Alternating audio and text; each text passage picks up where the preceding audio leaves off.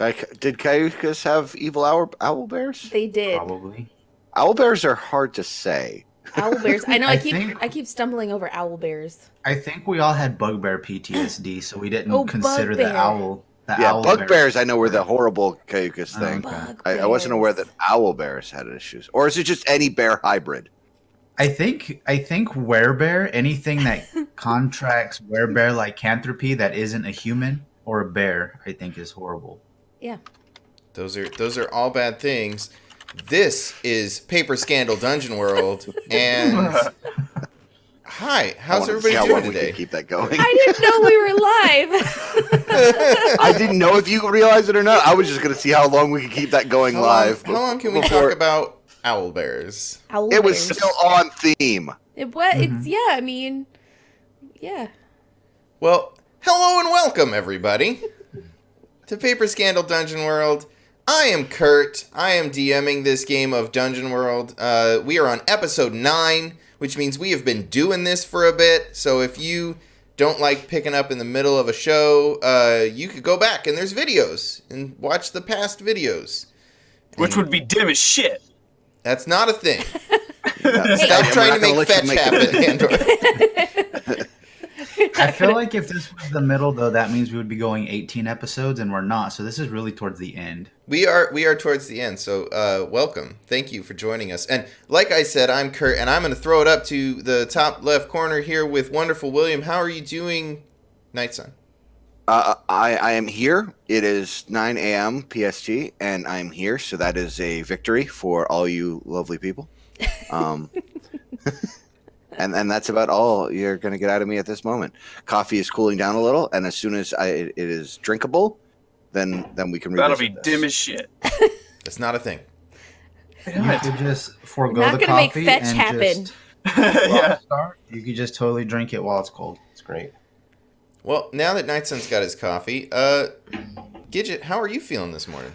I am surprisingly well rested for a Saturday morning. That's terrific. We went to bed very early last night, so Like old people do. Yep. and I'm like middle-aged people, not quite old. It was like 10 o'clock. I know, yeah. But yeah, I'm here. I've had a cup and a half of coffee. I'm ready to go. All right. What do you get Handor, half cups? Handor, how are you feeling this morning? I feel pretty good. It's wonderful. William? It's Isn't a it like wonderful William. noon your time or something? It is 12:03 in the afternoon. That's why you're always so And I chipper went- for these things. Yeah. All these motherfuckers have to get up early, and I wake up at the crack of noon. That's why your hair And looks that like is true. It's not even being 3 hours later. He still just got up. Yeah. So he's got that bed head going on right It now. works out, man, for me to have friends on the West Coast. All right. Well, now that we know that Handor is a lazy sack of shit, Raven, Orestes, how are you feeling this morning? Okay, I'm medicated.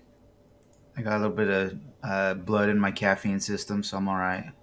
That's good. Definitely need a little bit of blood in there to get the oxygen to your Just a brain. little bit. Yeah, Because I don't think wanna- caffeine can deliver oxygen. Yet Um, we're working on it. it depends on the form. Like solid caffeine, no. Liquid caffeine probably is all right. Caffeine vapor. So- All of my caffeine is carbonated, so There's some I'm air sure in it then. there's air bubbles in it. Yeah. Yeah, that's got to be good for you. Yeah. Yeah. Well, I'm not dead yet, so it's not bad. Yeah, that's the scientific. What do they call that? The scientific method. If you're not dead, it's fine. Yeah, something like that. That's how my experiments If you, go. if you don't see immediate results, good Yeah. or bad, it's good. Yeah. Right. Mhm. Well, if you're new here, you're probably watching this live on Pixel Scandal, twitch.tv/Pixel Scandal, or you found the VOD on YouTube. Or you stumbled onto our website. Or you stumbled on to pixelscandal.com, where you can find all the past episodes of this. Sure. So thank you. If you found us through one of those ways and you want to find the other ways, go check them out. You can sub on YouTube and we can It's get like a that vanity scavenger URL. hunt. Yeah. All right. Or if you found us through Patreon, you have more money than good sense. And you just randomly back everything. Yeah, yeah. If Which you're a is fine. Patreon supporter, thank you. you're welcome. All right, so this, like I said, is Paper Scanner Dungeon World episode 9. We previously on,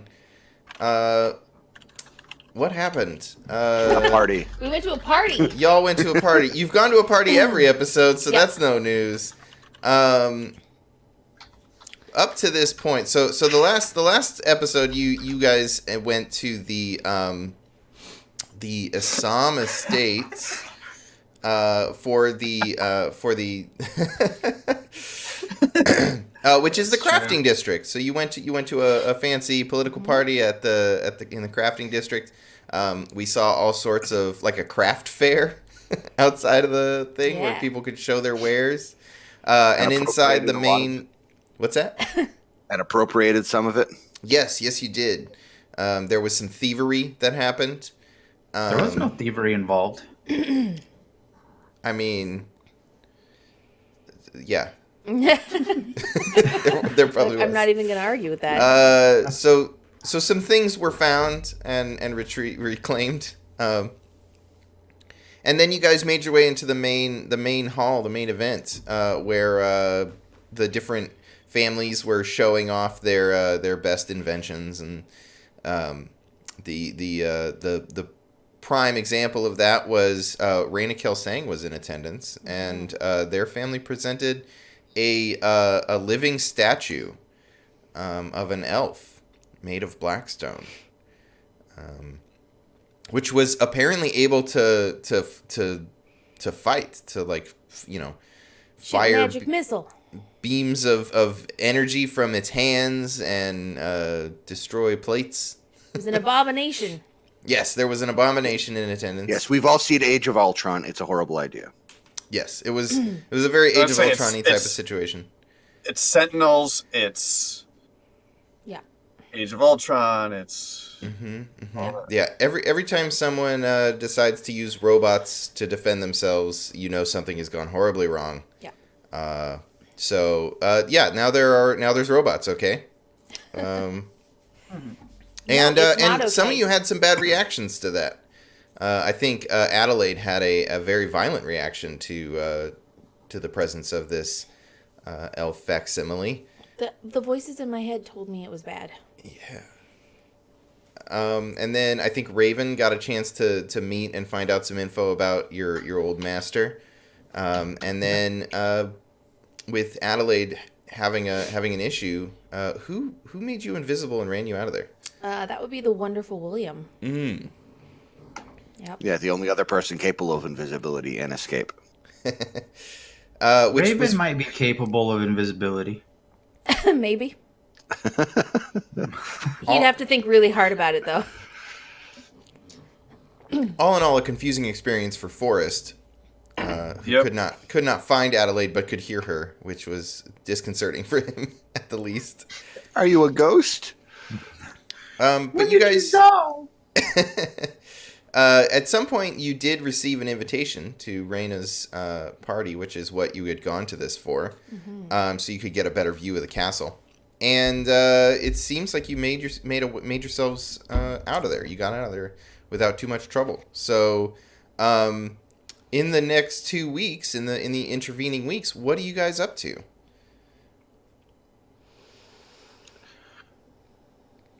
I realize that he asks this every week now, or every time we play. So I would be smart to have thought this ahead of time Yeah. and come up with a solution. But right now, I'm buying the rest of you time because it seems like none of you guys have done either.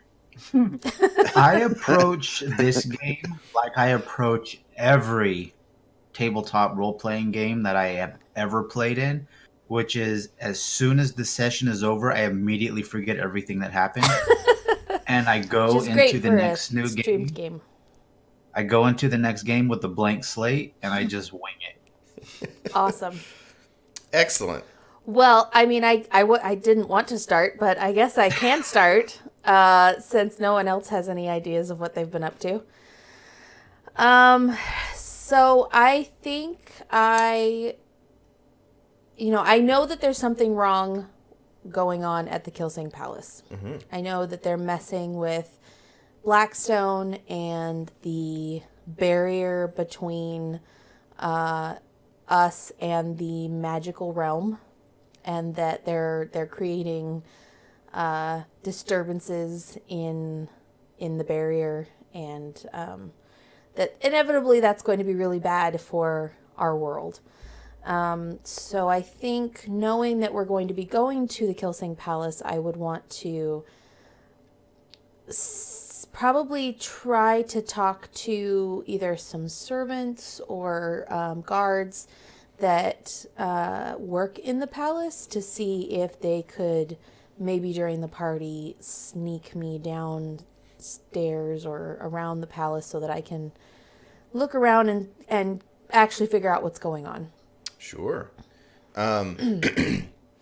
So you're you are. This sounds like a move, maybe. I got moves. Yeah, let's make a move. Last breath. That is a Definitely move. It is on the last sheet. It breath. counts. It is quite the move. I'm sorry, what was that, Kurt? What way are you What's trying so to how- do this? Are you like parlay would be if you wanted to like get something from someone. So if you're trying to like convince people to help you out, that might be parlay. It could also be like a discern realities if you're just using your status as an elf to sort of like get in and get the lay of the land, or spout lore if you want to say things you remember from before. I feel like I don't have the rapport that William has with the working class people. Mm-hmm. So I'd probably try to use my status as an elf to convince, bribe, whatever the people I need to in order to get information. Okay. So you're gonna try to like lord that over them as your leverage, as I'm more important than you. Yeah. So that'd Okay. be discern realities, right? Well, I Or mean, parlay. the way you described it, it sounded like parlay, but Parlay. you can just Okay. discern realities No, if you parlay's want fine. to. Okay. So you're just trying to walk into the castle? No, I'm trying to arrange for when we are in the castle that I've got people that are gonna basically turn a blind eye to me being in maybe restricted areas of the castle to get more So information. you're trying to make friends. They grow up so quick. I mean, yeah, but you could just go into the castle because I'm with you and I said so. No, I know, but I feel like We're going to my master's room to get his stuff. no, I know, but I feel like if we wait until the party, like, more people are going to be distracted and it'll be easier to, like, move around the castle. Right now, like, everyone is doing their job at 100%. They're not distracted by all the people. Do you want a distraction? No. That's not what I meant. I'm just saying that I'm preparing for us to sneak in, but we shouldn't go in yet. But the sooner we go in, the sooner you get the books and stuff in the lab. Yeah, but I mean, the party's like next week. I think we've got time. We've got time.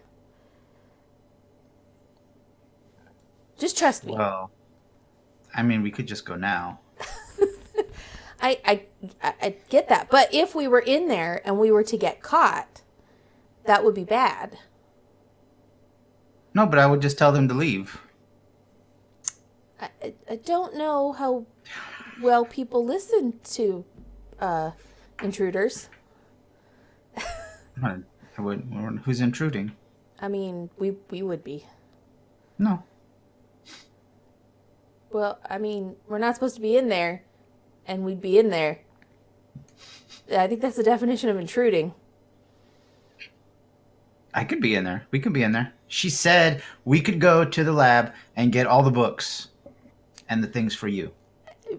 I'm sure she did, but I don't think she meant sneak in and steal them. I think she meant, like, with her permission. But she gave us permission. We wouldn't be sneaking. You could just walk in through the front door and tell them we're here for the books in the lab, and then we can go get the books and then come back, and then you could have the books now. True. That's not. I really feel like I shouldn't be listening to your logic, but it makes sense. I mean, I don't think it's a good idea though. Okay. Let's just go make friends with some of the people that work in the castle. And then when the party's going on, we can sneak off to go get the stuff from the lab. Okay. Okay. You're the master. I'll follow you. Okay, thanks, Raven. Okay, so who do you think would be easily susceptible to talk to about this kind of stuff? So you, so Probably Reyna.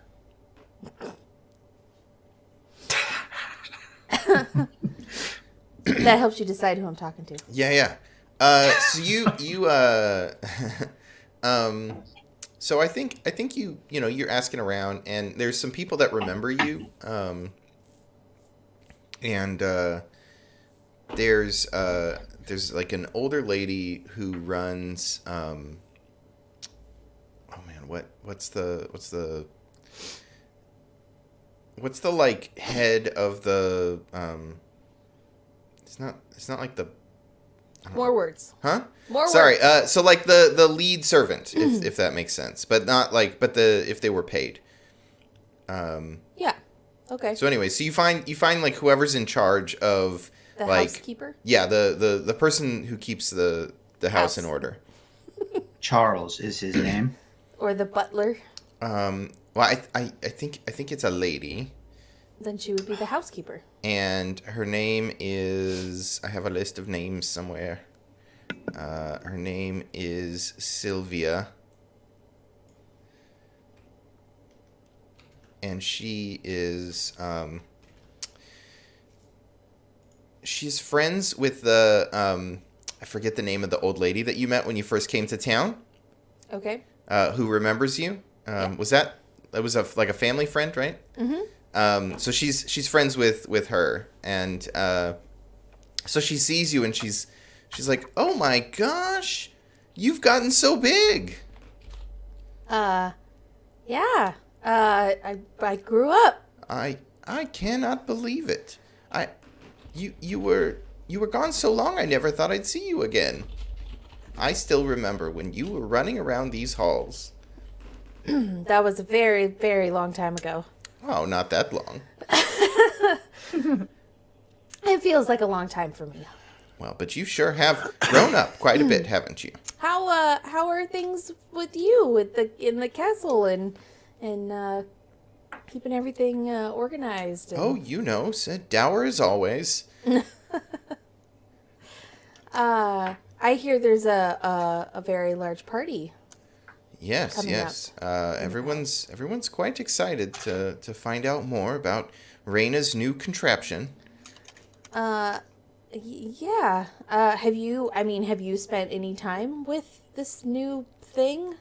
Oh, of course not. No. That's far above my pay grade, dearie. But everyone is a little concerned that their jobs will be taken. But I don't think that these stone monstrosities could keep a house the way we do. You make it sound like there's more than one. Oh, did I? Do you know where they're keeping them in the castle? Oh, I'm sure I couldn't tell you. And she like leans in a little bit, like. Oh, you can tell me. Like you said, I'm from here. I used to live here. Father's coming back to work. You don't say. I was always a fan of your father's work. Oh, I know that he always loved you. Listen, dearie, I would love to tell you more about the palace, but you're going to have to come and see my son if you want. I mean, I could invite you in. He's missed you for a long time. How is your son? Oh well. Has he found a trade? Is he working? Well, Boren is coming along. He's I think they call him a late bloomer. Oh, But, yes. But he did have a thing for you. Perhaps maybe you could encourage him. Show him what the world is like. Convince him to get out of the house, as it were. I would love to help. I'm so glad. Well, I'll set dinner for 8. But listen. Wonderful.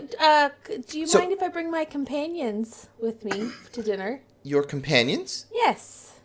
Who might they be? Oh, this is Raven. Oh, hello.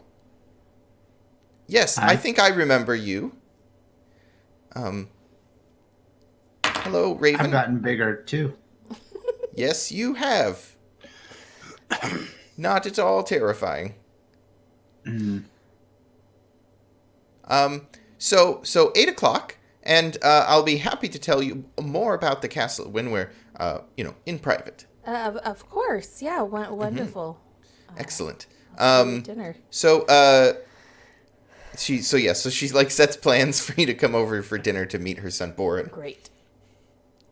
Yeah. But she's gonna tell you all about the castle. Yeah. Totally.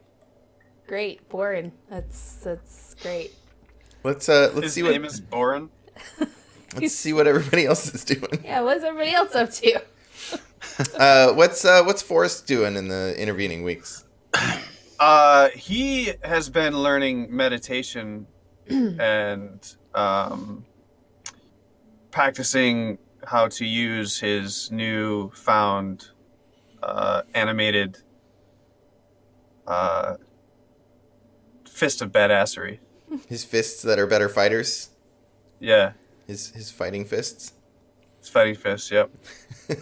Spending a lot of time with Adelaide's father. He's been teaching me the subtle art of relaxation, being clear-headed, and not angry at stuff, and the concept of meditation. Nice. So I think we see like we see a scene where it's you and oh shoot, what's your dad's character? Ptolemus. Sort of sitting in a room with like the incense is there and the little like there's like some dripping water sounds or something, and he's like trying to walk you through a guided meditation. For sure. It's if you could imagine a brute warrior half naked in the setting of a very almost like Middle Eastern Indian style Star Wars blindfolded training meditation session with the lightsaber and the shooting, right? So he's teaching me to meditate, but at the same time projecting Trying to like be aware of your environment. yeah, so that I can block and grab things without smashing them. Okay, so let's change that up a little bit. So instead, it's instead of like this quiet meditation room, it's like a big open. It's like a like an empty room, and there's probably like some broken stuff in the corner, like where like his early attempts, he didn't realize he needed to clear out the room, and so like he broke a chair or something like that. Yeah. And so so you're in this like open room, and he's walking around, and he's got like a splint on his arm, and he's like he'll periodically just like throw things to you to catch, but you're blindfolded to like have the hands catch them to find manipulation. Yeah. I've got a black eye. Uh, yeah, but it's, there's like a bruise right here Yeah. where he got a little mad and he threw something at your face. Yeah. Yeah. Awesome. So you guys are training. Well, so yes, it was what it was is it was a stick, and it was supposed to be one of the things that he threw at me, but he took a broom like a handle and just went flat. Right in the face. that was probably right after you sprained his elbow. Yeah, Yeah. we've become close. Yeah. Right In after my you mind, told we him- were like super close. Yeah, you guys right are after friends you now. told him your intentions to his daughter. Right Yeah. across the face. I mean, I feel like you don't hide your intentions, or you're incapable of hiding your intentions. You typically kind of wear that stuff on your sleeve. Yeah, Call him dad. yeah. Start calling him stepdad or dad. But I think there's definitely a point where he's like, listen, if you're going to spend any amount of time with my daughter, you're going to have to be a little less dangerous to those around you. You're going to have to get control of yourself. Well, that's the thing. He's helping me, so obviously I see this as he's Yeah. obviously all giving his for me marrying his daughter.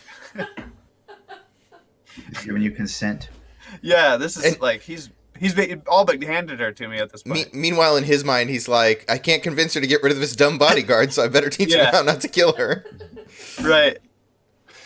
We Awesome. have two totally different thought processes and ideologies on what's going on. Yeah. Let's see, is there like a move for keep? Oh, you know what? Why don't you defy danger? And I think this is probably with Wiz. Really Yeah, great. because you're trying to meditate. Look at you. Holy crap! So yeah, I think you That's neat. I think you're able to convince him that you can like you can calm down and you can take control of yourself, and I think you get a better handle on your hands. Like they're doing what you say by the end of it. A better yeah. You have full control over your hands now. Okay. Yeah. But you guys definitely both come out of it with some bumps and bruises. And he definitely has a room that he needs to refurnish. Yeah, he's got to refurnish a room that you damaged. Wonderful William, what are you up to? Well, I believe I spend most of the week I do have the ear of the people at this point. And I kind of spend the week building the rumor mill that these Black Onyx or Blackstone or whatever they're. Blackstone, I think. Yeah. That maybe the mines weren't haunted with the deep ones. Maybe it's the Blackstone that's actually evil. And Like and the these Blackstone things itself is evil? and these things may or may not be demons. And other people in town have been just referring to it and shortening it and calling it BS. Yeah. Stupid BS golems. BS golems. All right. So you're doing that and you're spreading those rumors. Let's see how well you've fed the rumor mill. Maybe defy danger with charisma. I think. Oh boy. All right. I don't know why you asked me to roll. Like I got a lot of bonuses to charisma. So you've managed to convince everyone to call them BS golems. There's like because so much of the buildings up on the rise are made with Blackstone. Yeah, that feeds into it as well. Cause There's all like those fancy fat cat aristocrats. They've got they're all evil. Yeah, they've made their houses of bullshit and they're BS houses, and So there's all this little movement growing of the common folk are starting to be counter to the aristocrats. And at one point during your time at the custom of hospitality, you come in and Wilhelmina looks like visibly shook a little bit, and she comes over and she's like, Priya is here. She's in the back. They did not seem pleased. Mm-hmm. All right. Well, I go see Priya. By the way, I get this information out, but it's not like I actually am telling people this. So the double speak and making them think that this is a rumor. Right. Yeah. Like come up with like a little song, and then people sing it, and then they forget who came up with the song, and yeah. And by the end, it's just like, I don't know who could have written that. Everyone sings that song. So you make your way into the back room, and Priya Sunil and a few of her guards are here, and she looks visibly upset. And she comes over and she says, "What are you doing?" I'm approaching you in my back room. No. I know these stupid rumors were you. They have to have been you. Why would they have been me? Because the people of this city are not clever enough to come up with something so stupid. Maybe they're just realizing things need to change around here, and they're using it as a lever. You realize that half of my income comes from our Blackstone mine. The whole reason I wanted you to prevent this other one is so that mine would be at full capacity. Well, that seems unfortunate. Damned fool. If you want my support... Support for what?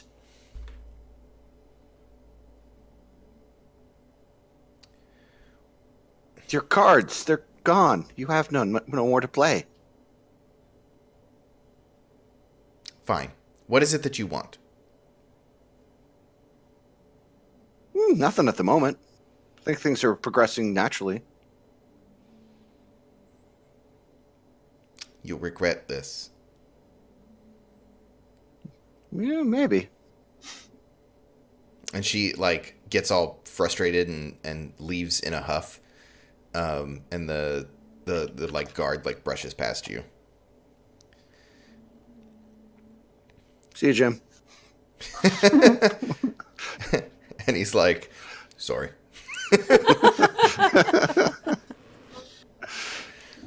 So she leaves all upset. And a little while later, you get your retinue of the Wavebreaker house shows up, and he's like, I don't know what we're going to do. It seems like none of our efforts are working. What? Sure, people are at least not, they've stopped saying that we're, squid people, but it's still not helping our business any. I forget his name. Anyways, the head of the Wavebreakers, he'd like to meet with you. Maybe we'd like to brainstorm how we can rebuild our reputation. It's not going well. All right. So he leads you back to the Wavebreakers estate and brings you into a back room where damn it, I can't remember his name. It's not Locke, because he was the one that you guys killed. John Locke? Does anybody have his name written down? I have I Ringdahl, don't which was remember. their champion. Yeah. I do not. Okay, well, we'll make one up. So his name is Venick. Why not? All right. So Venick is there, and he's like poring over some maps, and he's like, listen, please come in, William. We've got a PR crisis on our hand, and I really do need your advice. We've lost half of our people. We are no longer in the trade of sentient beings, and we were really relying on this Blackstone mine to sort of pick up the slack. But public opinion is extremely low of Blackstone right now. Now, that's not exactly going to prevent us getting a contract with Reyna Kelsang. If I know what's going on up there, she's going to need a lot of Blackstone for her creations. You saw the demonstration at the Assam estate. I honestly think that we're the best way to get her all of that Blackstone. But if I can't get the people on board, I'll have no one to work the damned mine. What ideas do you have? What can we do? Well, even though a lot of your original relationships were very exploitative, use the multitude of races that you've encountered. They're far away from home. Pay them a decent wage, and they'll be willing to help. Rather than basically living on the streets as it is. They might not be slaves anymore, but they don't have any position in life. Can you roll parlay? Actually, maybe it's just charisma. I want to see how he responds to that. Could have been a fortune roll, I suppose. Okay, 8. He's like, pay them. Oh, What a novel idea. yeah, I never would have thought of that. We could probably work that into the contract. If I know Reyna, she'll be willing to pay an arm and a leg for these things. Yes. Pay the workers. That's why we have you here. No, I figured that they're probably only using humans, or if they're using the animal folk at all, they're not paying them, essentially, or... Right. But making them happy is... That would improve morale. How do we keep them from sort of... If they have money, how do we stop them from... overturning everything? Well, if they have money, encourage them that this is the life that they want. Maybe they'll bring more friends. Culture. Yes. Form a culture. Excellent. Yes. So, we'll work out a cultural strategy, and maybe if you could extol the benefits of this new cultural, what's the word? Zeitgeist? That doesn't seem right. I'll leave words to you. You tell them that working for the Wavebreakers is the best way to get a better life. Something like that, right? Because we'll pay them with money. Yeah. And then they'll And we have can money get- to spend on things. Well, and to be honest, we can get rid of basically all of the slave district and turn that into a cultural haven for, and housing for them. Yes. We could have, cultural demonstrations and give them space to create things. I like this. This will be good. We're reclaiming the slave district for the betterment of all, something like that. I'll let you come up with it. You go and tell everyone. And also, I'm to understand that you received an invitation to Reyna's palace. Yes. Yes.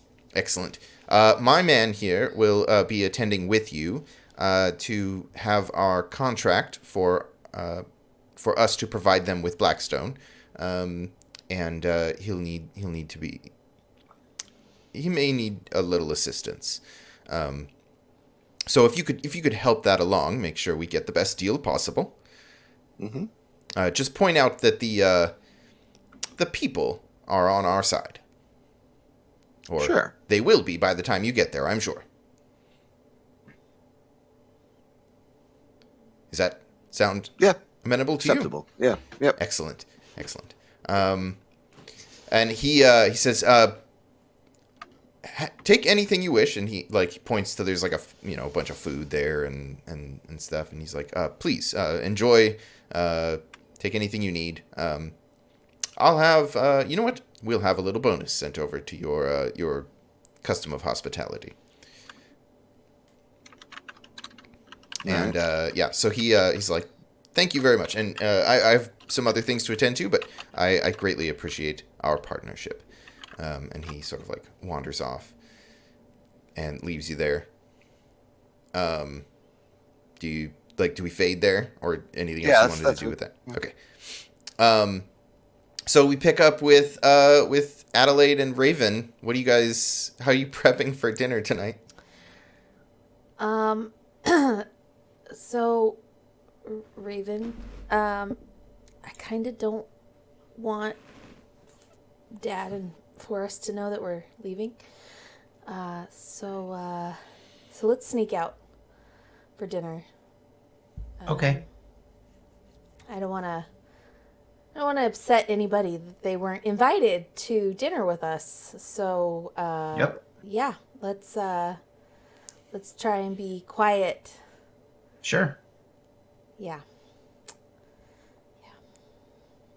So yeah, we will sneak out of the house and make sure that Forrest and I feel like that requires a defy danger roll on your part.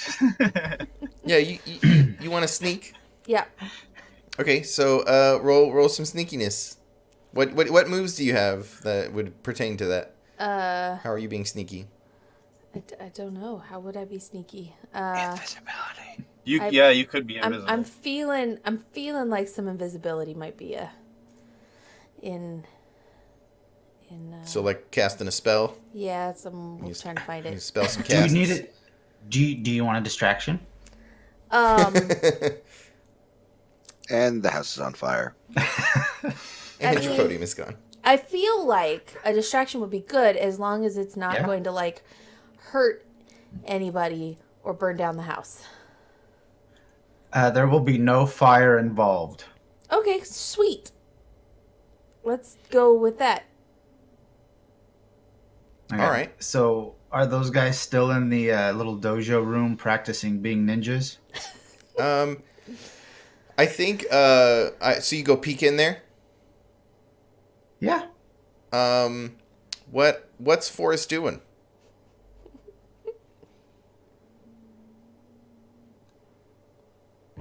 What am I doing? Yeah. Oh, I thought you were asking him like from his perspective what I was No, doing. what are you doing, Forrest?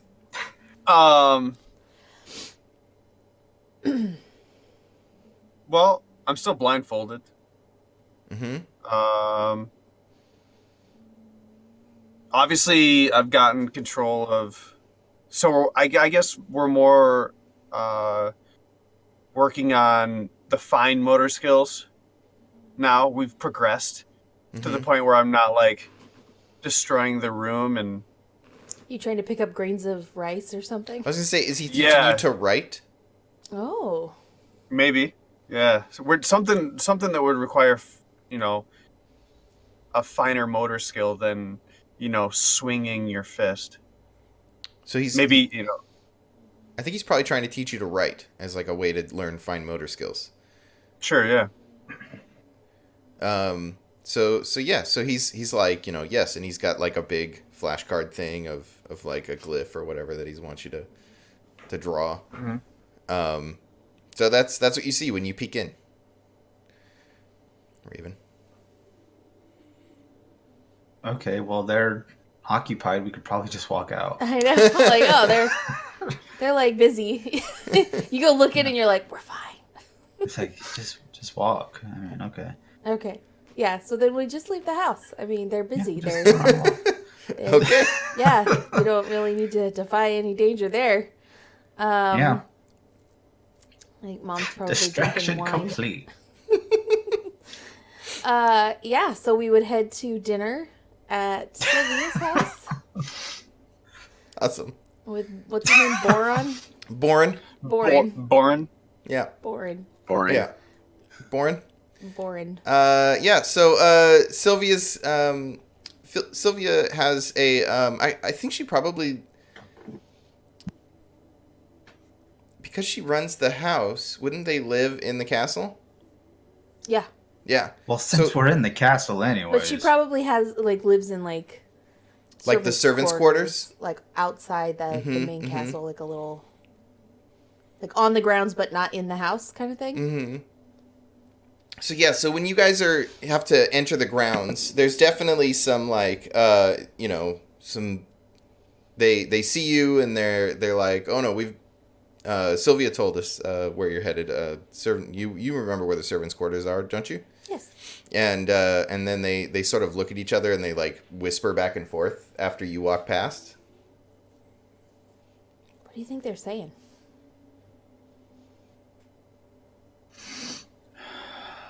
Oh. Who? The guards. They were whispering about us. You're a when we raven, walked not by. an owl. What do you? Oh. What do you think they're talking about? I don't guard things. How many push-ups they can do? Thanks. It's always a good answer. Guard Yeah. things. Guard things. Yeah. Yeah. I guess. I mean, I it don't can't. know. It can't be that important. Probably not. Most of the time, guards are largely irrelevant. They mostly just stand around and stop people from,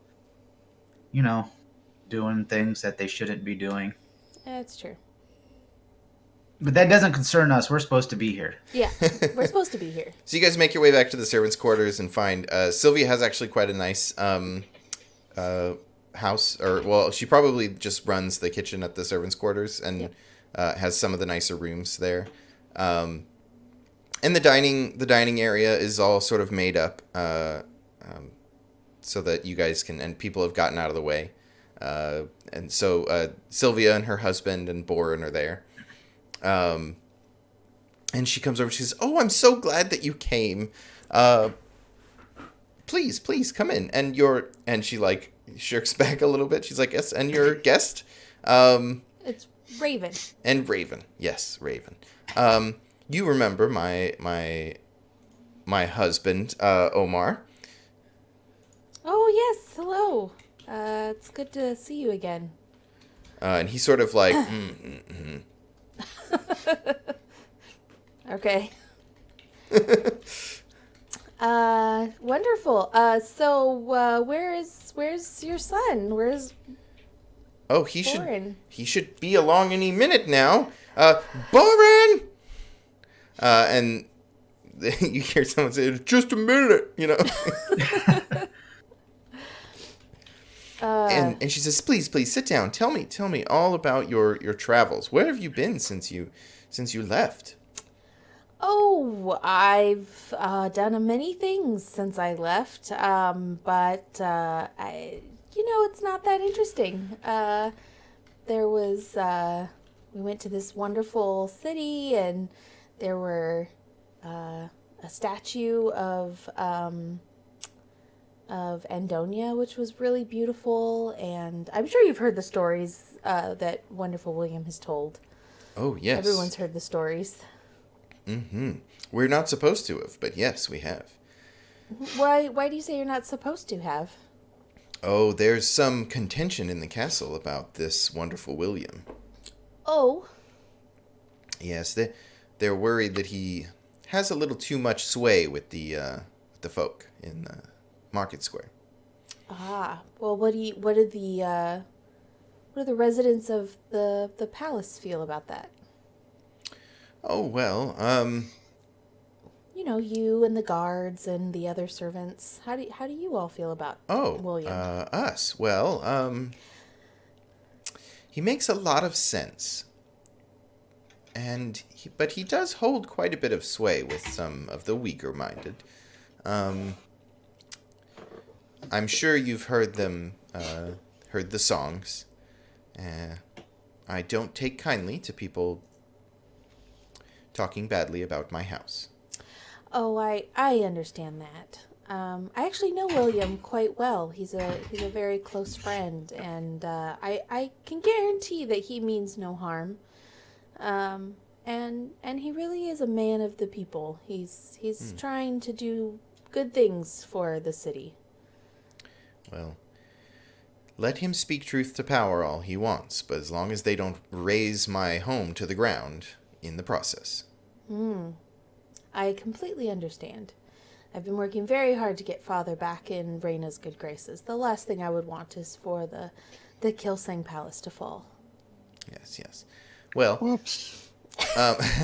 and with that, Boren comes in, and he is wearing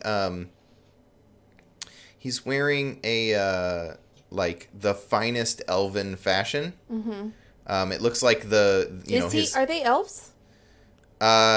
No. Oh, okay. Yeah. But he's wearing like the finest elven fashion that they could afford. Right. This is like obviously his fancy outfit that they forced him to wear. Yeah. Because he His looks Sunday best. Yeah, he looks uncomfortable in it. Like Yeah. he's pulling at it, and what does it look like? What is elven fashion? What do we think he's wearing?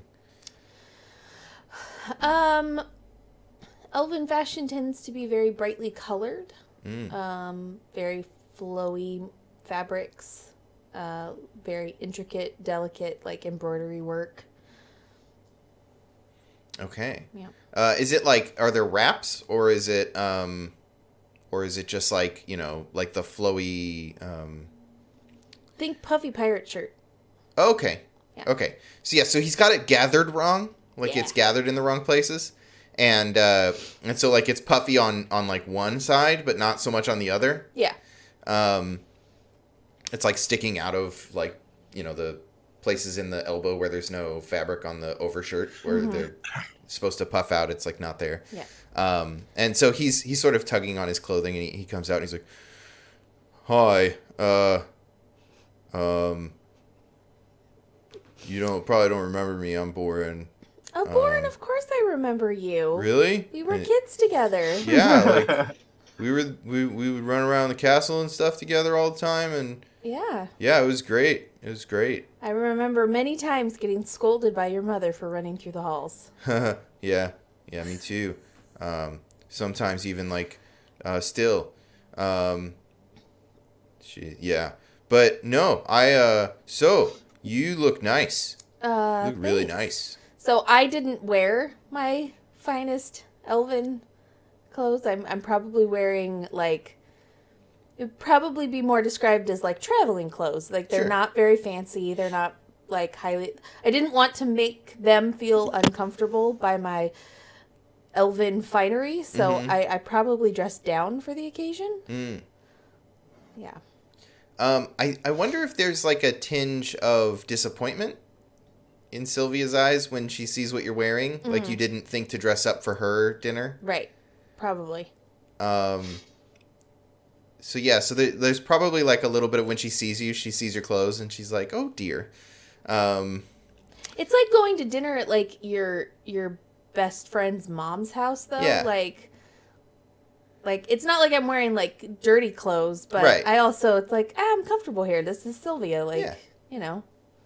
She yelled at me as a kid. Why would I dress up? And he She made pizza rolls and mac and cheese. Like, and you can tell that he's like he looks you over and he looks at his mom. He's like, "See, I told you didn't have to wear this. you look very nice, Boren. It's uncomfortable." I'm sure that's why we don't like wearing those things either. Yeah, it's dumb. Yeah. It's itchy. Have you met Raven? Yeah. Oh, okay. And he looks over at you and he's like, hey, you probably don't remember me because nobody ever does, but hi. And then I'll extend my hand to shake it. To shake Born's hand. And he like reaches out to shake your hand and So then as soon as we grab hands, I'll look down and concentrate very, very hard. Because Okay. I definitely got to get this right. Oh God. yeah. And And the game turns into them running, trying to break them running out. I think what Raven would like to do is benign transposition Boren and Wonderful William. Oh God. Oh my. Okay. I mean, that Yeah. sounds difficult. It does. That's why I'm Super difficult. concentrating very hard. Do you know where Wonderful William is? He's probably at the inn. Probably. Okay. This is gonna go over awesome. All Oh, right. dear Lord. Yeah. Definitely how this is gonna go. Okay. Let's just I mean, put Raven- this so people can see the William- dice. William has one of Raven's feathers, so it's like a tracking spell. Oh, does type he? Deal. Oh, so that's why you hand them out? It has nothing Everybody does. You know where your feathers They're all are at all marked. times? They're all marked. Yeah, he they're has GPS. feather 32. Okay. So if he's got one of your feathers, that would give you at least the fictional positioning to snag him. Cool. Oh my. Let's see what happens. All right. Let's. Big money. Oh gosh. A 10. Oh yeah. So, Master of my domain, when you attempt to recall and cast a spell from a selected magical domain, transmutation or enchantment, describe the spell and what you remember about it. What do you remember about this spell? I remember seeing Montauk, my old master, many times on the battlefield. He would just take like a bad guy or a good guy, either or, because this is benign transposition. So two people, he'd be like, you know what? That guy is in a tactically disadvantageous position, and this guy would be much better over there. And then he would do a little somatic component and whisper something under his breath. I don't exactly know what it was, but then they would swap places, and it Yeah. was really neat. And he Okay. did that a lot, like Yeah. many much times, so many times. He once did it he carried around like a little bag of baby chickens, and then he would just pull a little baby chick out of a bag and just be like, poof, and then there would be a baby chicken over there getting smashed in the head with a hammer, and it was horrible. But yeah, he did that a lot. Okay, cool. So now you get to choose two things that go right and one thing that goes wrong. Well, I mean, obviously the aim is true, and it works more or less the way I remember it. Oh, good. But I might not necessarily be safe from From danger harm. from doing this. Okay. I feel like his mom's gonna be real mad at you. Yeah. Well, I mean, in my defense, she said that she wanted him out of the house, and now she gets to meet Wonderful William face to face and hear all of his amazing stories. Awesome. So, And you never said William wasn't invited. You only said Forrest couldn't know. That's true. That is very true. And I did ask if my companions could come. so you shake Boren's hand, and he poofs, and Wonderful William is here, and you're shaking Wonderful William's hand, Oh no, Raven, what did you do? yeah, This Raven. is different. You're in a lot of pain. Ow. You didn't have the somatic components that get burned up from the use of this, and so you've got these like score Human marks material on your components. arms of like runes and glyphs and things that just burned their way into your arms as you were the somatic component for this spell. Yeah. That's right. Material component. Material component. I need you to take a D6 damage. What? It would have been amazing if you'd have been like, Wonderful William was getting ready to jump off the top rafter in the bar, and And you crowd transported stuff? him, and now he landed on you. Oh, Alright, no. take 2 damages. All right, and you've got all these like glyphs and runes all over your arms. Cool. Raven. What am I doing here? And Hi, William. Welcome to dinner. What? This Sylvia's is... like, "What did you do with my son?" I don't know. William, where is her son? At the custom of hospitality? Why would you put him there? Because that's where William was. That's how And that who- works. No, bring him back. Put him back now. I mean, Switch them back. but I mean, Do it now. hurt. But it hurt. I My don't. arms. So your arms have all these like things all, and she's like, Adelaide, He's fine. He's can you probably do something fine. about this? Yeah, It's of probably course, fine. Of course I can. And I go over to your arms and I start like wrapping No, cloth not around your arms. that. I'm like, of course Can you I can get help. my son back? What? I'm sorry. What?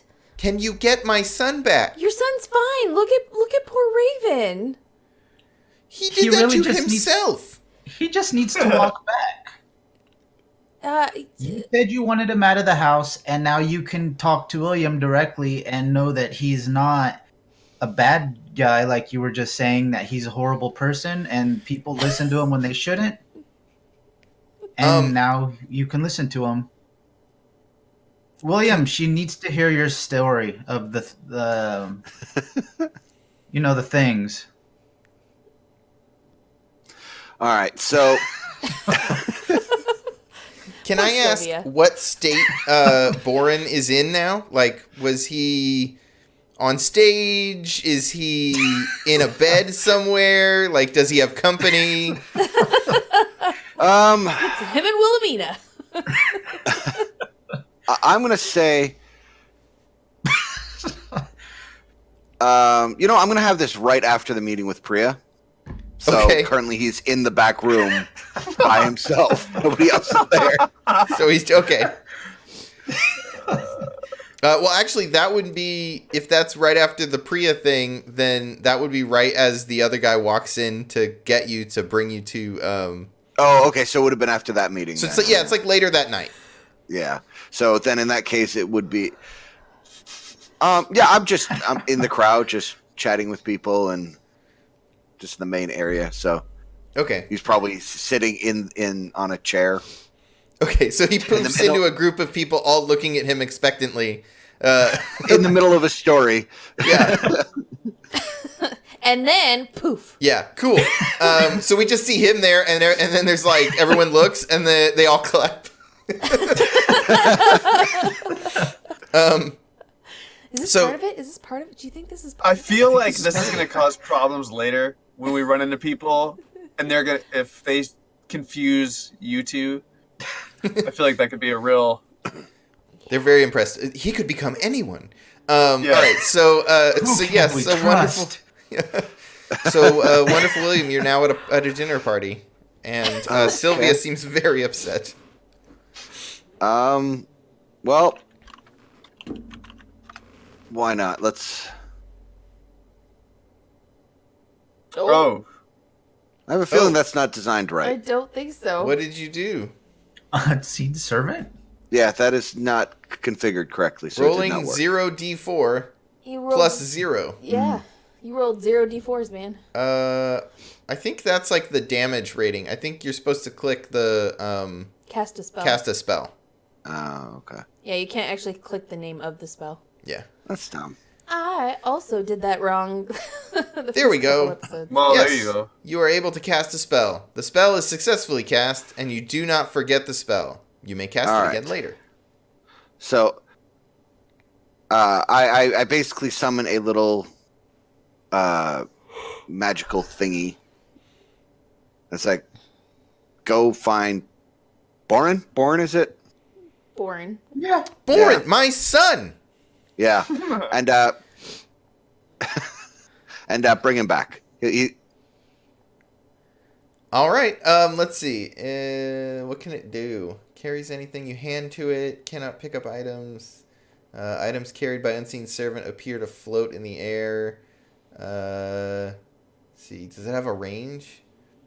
Unseen servant serves you until the end of the spell. So as long as you don't end it, it'll go and get Borin. Yeah. Okay. Here, I'll give it a note too. You handed a note. So now there is a Yeah. floating note. He is talking to nothing, and the note leaves. Awesome. I mean, while we wait for Bourne to get back, Sylvia, this is a wonderful time for you to meet William. William, Sylvia, the head housekeeper for the palace. I did not miss these kinds of magical antics, Adelaide. Sorry. Have they brought dinner out yet? They have not. But now, yeah. So, she's like, very well. I'll go and get dinner. You all make yourselves comfortable. Do you need a hand? You know, I would like that. Okay. I will go help Sylvia make dinner. Okay. So while she's making dinner, she gets talking, and I'm so sorry about what happened. Raven sometimes he means well. that's all right, dear. If you're going to spend any time with that creature, though, you're going to have to keep an eye on it. I do. He just he takes what people say very literally. And when you said you wanted Bourne out of the house and wanted to meet William, or not meet William, but that you distrusted William, I mean, I could see how Raven would get there. That this would be the help. Get Bourne out of the house and get you to meet... I understand it's very scary and disconcerting, though. Well, Montauk may have been an intense fellow, but he kept a leash on that thing. So you be careful. I would prefer if you'd stop calling Raven a thing and a creature. He means a great deal to me. Have you seen his teeth? I have, and he still means a great deal to me. Have you seen him eat things? Unfortunately, I have. Okay. Well, just be careful and don't get your hands anywhere near his mouth. I still played with your son when we were children, and he's... My son is an angel. Your son A is lazy moron. angel. But you had a question when I asked you to come over tonight. So, what was it? Can you, during the party tomorrow, next week, whenever it is, Mhm. can you help me move about the castle? Of course. What is it where do you need to get? I feel like Raina is putting everyone in danger with her creations. And most people do not understand magic the way that I do. And I just want to check and make sure that Raina isn't going to harm anyone. So you'll want to be going to her workshop then. Yes, That is not an easy ask, child. I know. The servants aren't allowed in there, but I can get you close. I'm sure you have something you can do to close Yes. the distance. So you'll be attending her party then? Yeah, absolutely. Okay. Who is allowed in her workshop besides Raina herself? Well, her artificers, and of course Raina herself.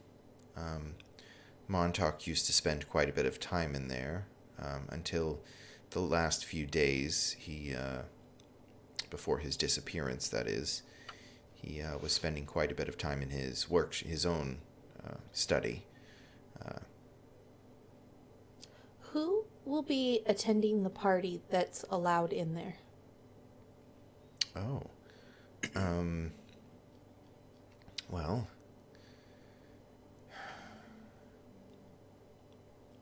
I imagine her head artificer will be in attendance. What is her head artificer's name? Rashid.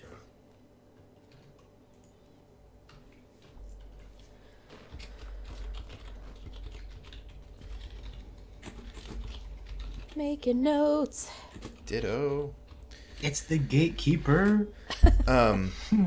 Yes, Rashid will typically attend any and all parties, especially if they're planning on showing off that creation. More of them may also be in attendance, but he'd be the one to... Could you possibly point him out to me when I arrive at the party? Of course. Or have someone, if you're busy, I know it's going to be very busy for you, or have someone else come point him out for me. Oh, that's right. Yes, your father would have been head artificer last time you were in the palace. Yeah, yes, you would not know Rashid. I'll point him out for you. Thank you. That would be very helpful. Mm-hmm. Does he have full access to the palace?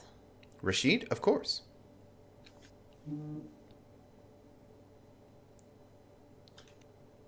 Okay. I really appreciate your help. Yes, of course. Anything else? We've got a bit before Boren returns. At least I hope he returns. I would really love to give you an opportunity to speak with William and get to know him. All right. I know that you're not a very big fan of his right now, but I promise he is a good man. Okay, I will speak with him, but only is because you wonderful. asked it. He is wonderful after all. So she, like, you guys finish up dinner and bring it out.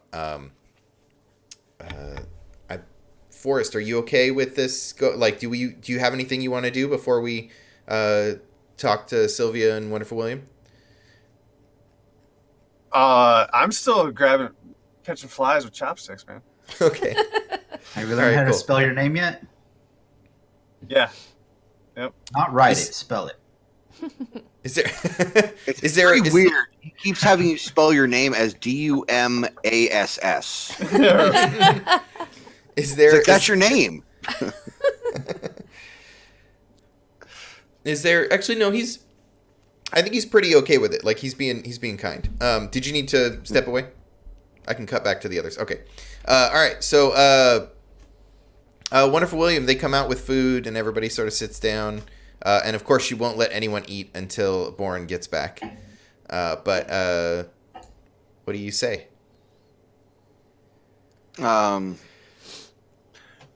Hello, Sylvia. Welcome. Thank you for welcoming me to your home, as odd as this has been. Hopefully, your son will be rejoining us soon. He's fine. Probably. Not that I had a choice, but yes. Well, of many course. people do not have a choice with the situation they're dealt, and that's what we're trying to remedy here. Oh, all right. Crafty. Do tell. Well, much like how the animal folk were enslaved, we made a point of making sure that their lot in life was improved. All right. How did you specifically have a hand in that exactly? I don't remember. It was weeks. It was like 4 months ago.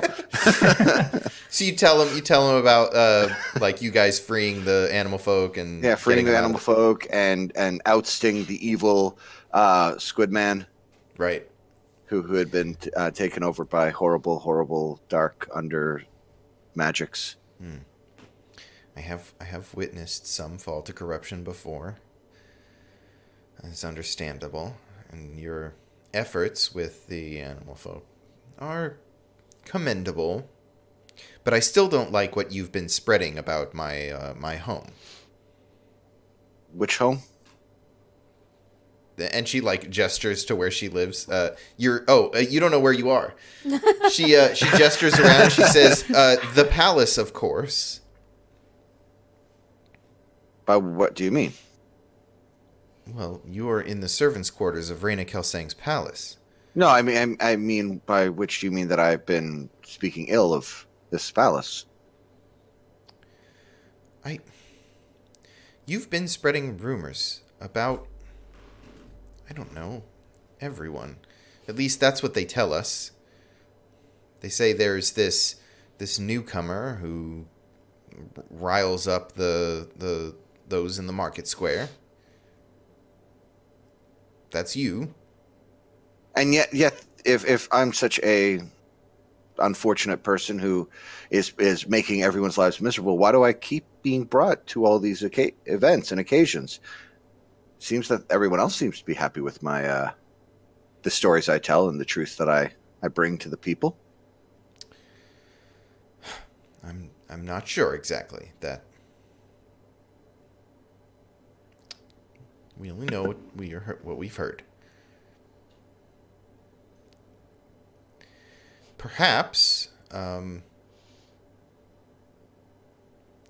you've done something to upset them, or you're scaring them, and so they wished us to stay away from you. Well, yeah, of course. They live a privileged life of wealth and opulence. Why would they ever want that changed? We literally have the slavers of this city tearing down the slave district to build housing for those they've wronged. Would they like to see their castle torn down to make room for all those less fortunate? Of course not. Well, this castle is my home, and I definitely would not like to see it torn down.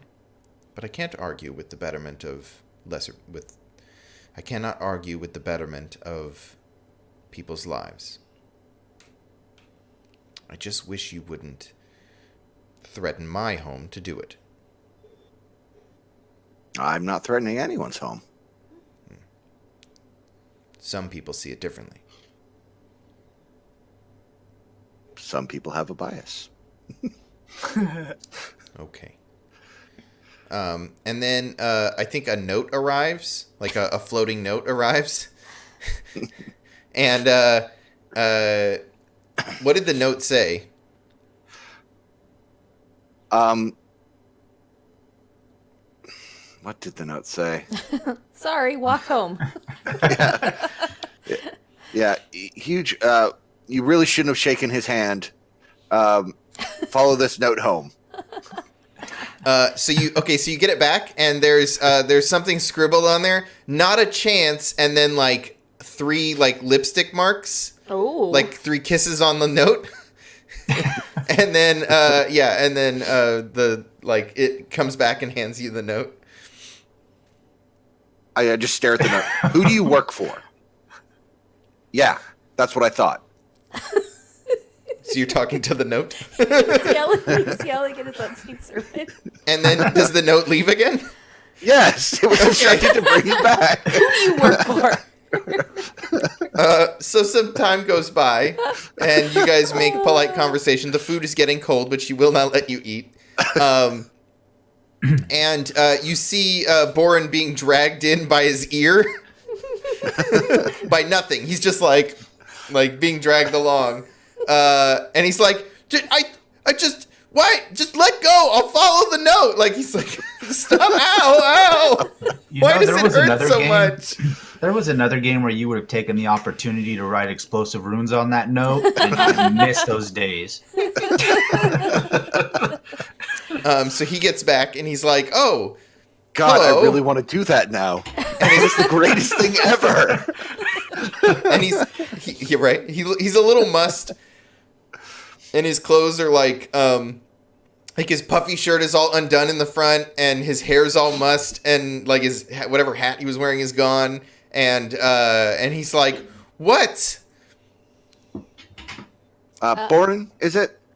I am the wonderful William, duly appointed representative of Endona, master of the mystical thaumaturgy, speaker of the wave breakers, and champion of the people, and proprietor of the what was it? The Custom of hospitality.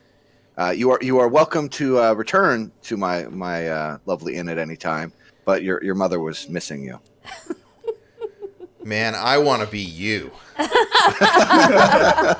Many do. What do you do? How badly do you want I think that's where that scene ends. Why do we have an evil genie? I know, right? How bad do you want to be you? It's the best. It's the best character ever. Yeah. So I think that is. Does anyone else want to do anything before we pick up at the party? I think I would have wanted to have a conversation with the group Okay. Before we go to the party. Okay. Just to make my plan,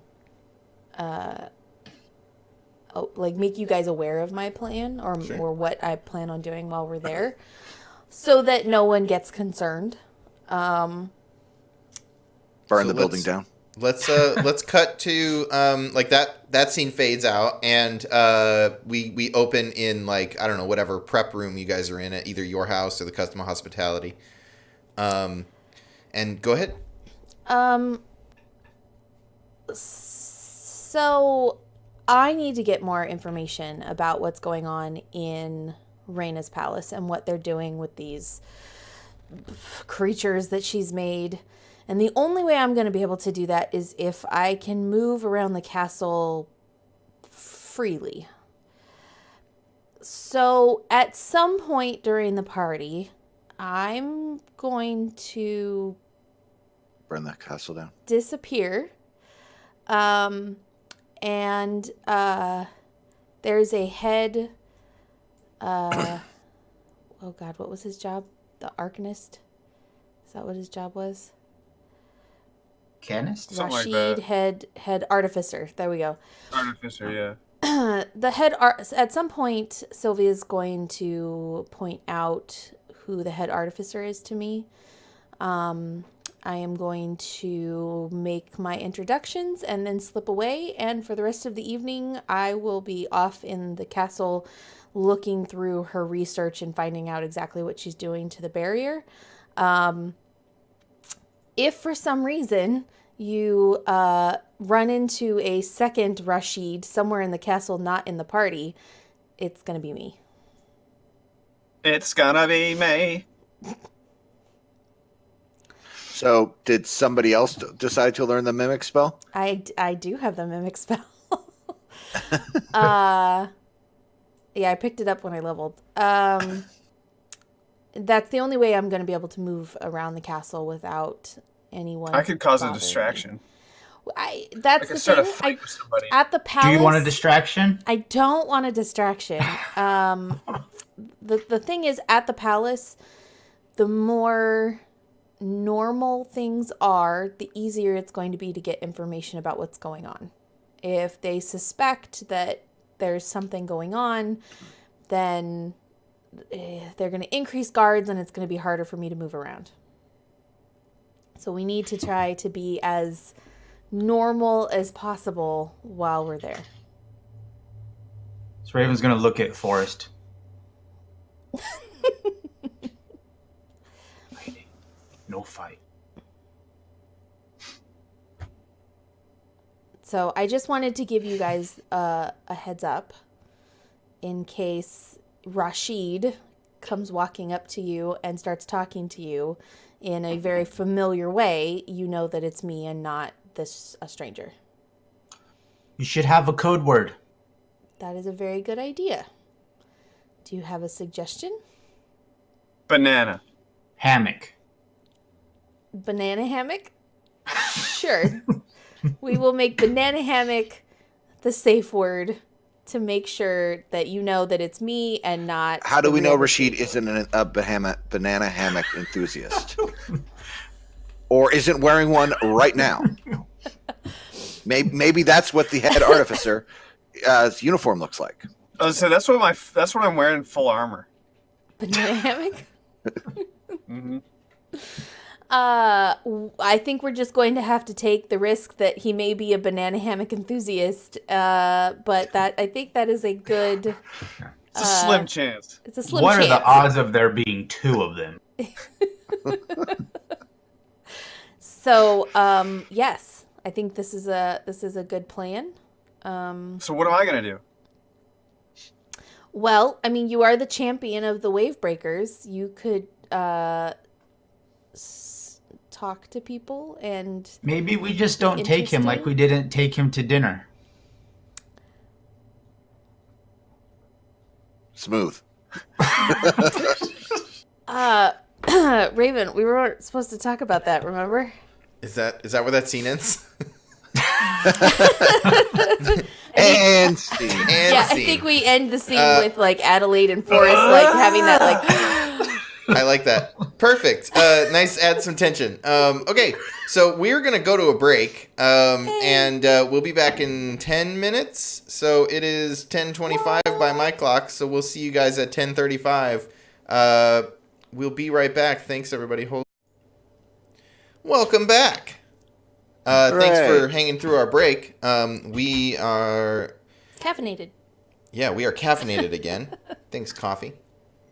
And yeah, we are gonna pick up with everyone arriving to the Kelsang's palace for the party. Except Forrest, who is not invited. Except for Forrest, who was not invited. No, Should we Forrest. call him? Forrest should be back any moment.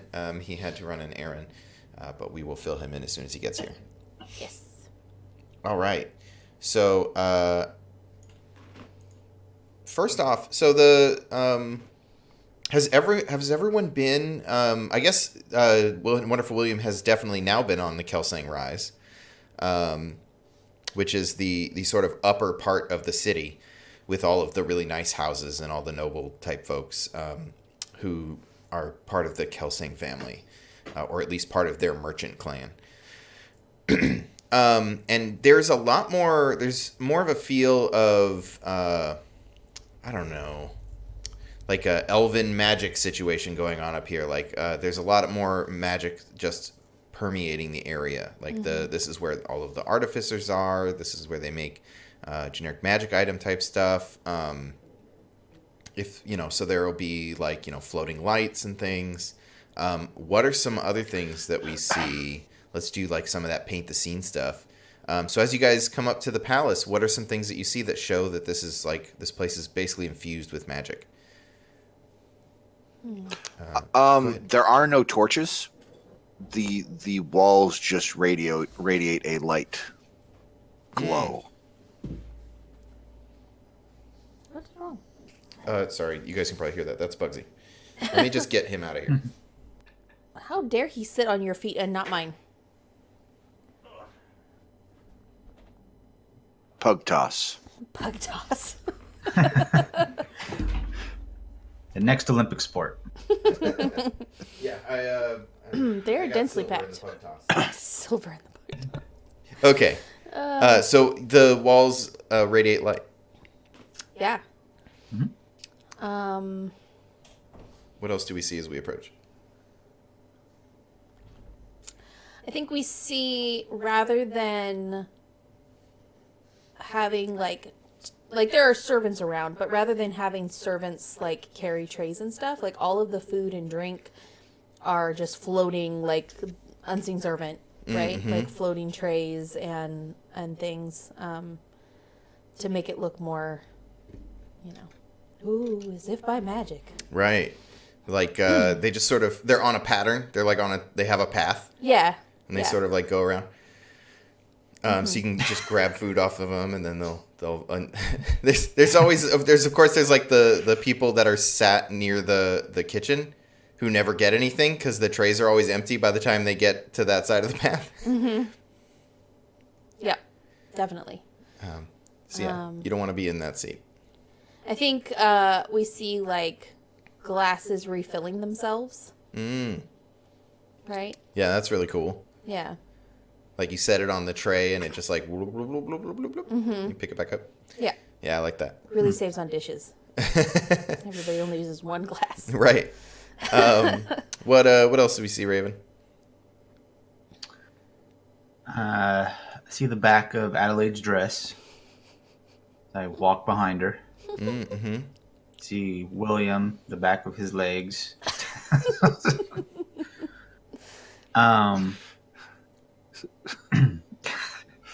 Single-minded focus. Raven tries to not look around and pay too much attention to the surroundings because everything kind of looks magic-y, glowy. Mm-hmm. It's very overwhelming senses in here Gotcha. for Raven. Yeah. Yeah, I mean, everybody's just kind of. So when Raven looks around, there is a lot of shiny stuff like everywhere, and people are just ignoring all of this shiny stuff. So if nobody wants it, I just go pick it up. It's just in the way. Oh, You yeah. don't want people tripping over the shiny things. Yeah, there's So, definitely like silver and gold adornments everywhere. Yeah, there's like stuff just sitting on the table that people are just kind of ignoring. So, it's just all over the place. People are getting food on the shiny stuff, Mm-hmm. so you gotta get that off of there. Yeah. So, there's like just random silverware and like those cups that refill themselves, those are very neat. So I think Raven probably would, want a couple of them Yeah. because obviously those would be very useful in the future. Where do you And- put the cups? In this really nifty bag that I got like a week or two ago at this other party that we were at. I emptied everything out. I just kind of dumped it on the floor in Adelaide's room to make room for all of the great new stuff that we're gonna get. So we're talking about the kind of cool magic stuff we see at the Kelsang party forest. And so Okay. far, the walls sort of glow. There aren't torches to light everything. The walls just sort of glow to light the area. And obviously the dance floor glows. The dance Oh, floor glows. love it.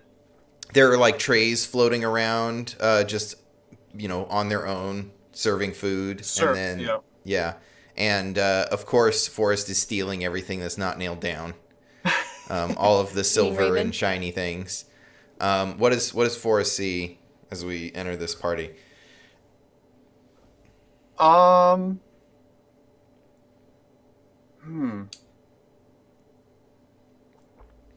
I guess I would the first thing I would do is make a distinct connection between the floating trays and my fists. Oh, like animated metal. Yeah. So you're not actually trying to punch the things. I'm making a No, connection. I'm gonna make a connection.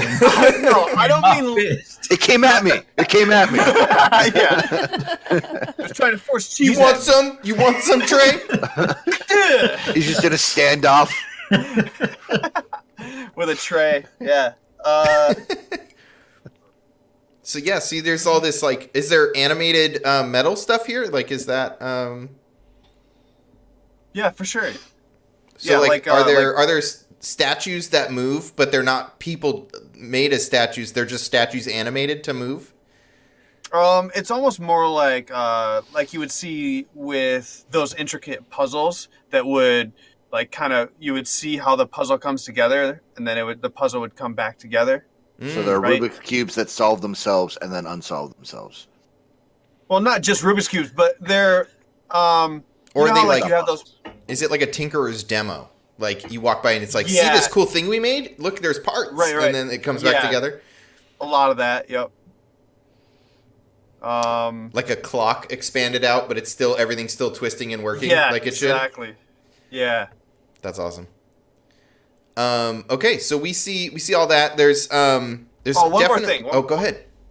One more thing is obviously, I assume that Adelaide is not with me. No, I'm No, with I you. think you guys are all together. I think we're together right now. Oh, okay. Are you dressed up? So I was gonna. I think I'm wearing a dress that looks like it's not a dress, but it's a bunch of butterflies that just happen to be covering my body. Like snap. they're animated to be a dress, but they flow and move like they're flying. It's about as cool magic-y as I could get for going to that's super- the Magic Family's party. That's super hot. Force is into it. So I'm gonna be like almost like I'm distracted between. I'm like staring at Adelaide a little bit and her her dress and her figure and so on and so forth. But I'm what's Forrest also wearing? Banana not hammock. much. Forrest wearing a banana hammock? No, what is Forrest wearing? You know, Let's not spit the coffee at the computer. I joke, but honestly, I would say that with my time with Wonderful William and with my time with Adelaide's Wait, father, aren't you still representing a particular?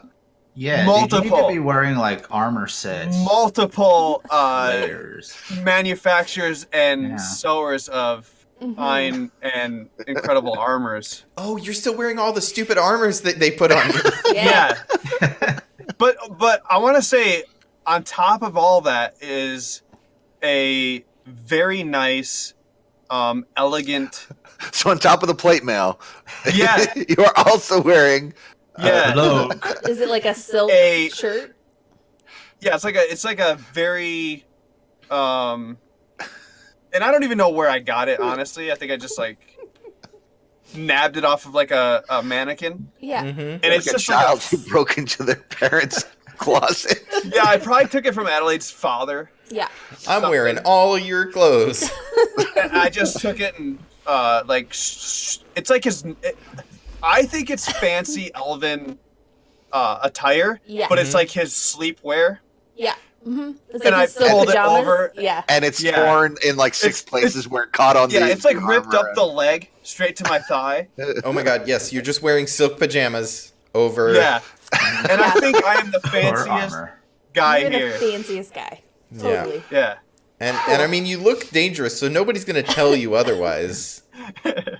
So every time we walk past one of these expanding contraptions, You're gonna grab a piece. yeah, as soon as it expands, Raven's just gonna in the bag, just a piece at random from every single one that we walk by, because nobody's looking at Raven. Everybody's looking at this hulking abomination walking in front of them. It's just so many broken clocks Well, I'll at be this honest. party. Having a gear that is enchanted to just gear and turn Mhm. could be useful. Yeah. Maybe. Yeah. I don't know. It's But it probably was hard to small. hold on to because it's like you put it in your pocket and it's still spinning, so it's like getting snagged on your pocket, and so like it's like tugging on your pants constantly. So the bag is just kind of vibrating, and Yeah, because there's all these gears in there, just like doing their thing. Yep. Yeah. Yep. Awesome. So your bag is full of animated items that are trying to like the bag is like trying to pull away from you every so often. like animated gears. There's cups that are just filling with liquid and spilling out and then refilling. Yeah. What happens if you just tip one of those cups up over on the side? I don't Find know. out when I open my bag later. Room full of champagne, I guess. Yeah. Is that like when you stuff a sink with the paper towels and? I feel like this party definitely looks the most like palace, like iconic palace, where it's the long staircase down to the ballroom. This is this one looks like a palace. It doesn't look like necessarily like a crafter's thing Right. or a stage, or how each one didn't exactly look like a palace. This one is opulent just for the sake of being opulent. Right. This is the one that actually looks like this would be the Queen's Palace, even Right. though they're technically merchant lords and all. Right, but Yeah. they're trying to be royalty. Yeah, yeah. So Wonderful William, what does Wonderful William look like? What are you wearing to this party? I'm.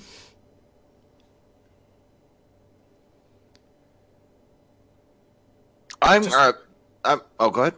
I was just say, just real quick, Forrest will never wear a hat again.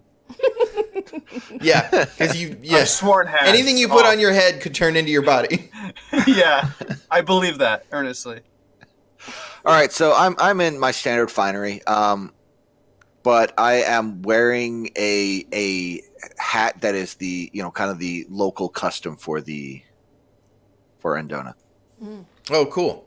Okay, so you're Or wearing for- like Andonan gear. or like things that would look. Or no, sorry. Whatever the city is, I can never Amaranth. remember. What, Oh, okay. So are you Amaranth, wearing like elven fashion, or are you wearing? No, like whatever's popular among the The common. general. Oh, cool. Like setting yourself as a man of the people. Yes.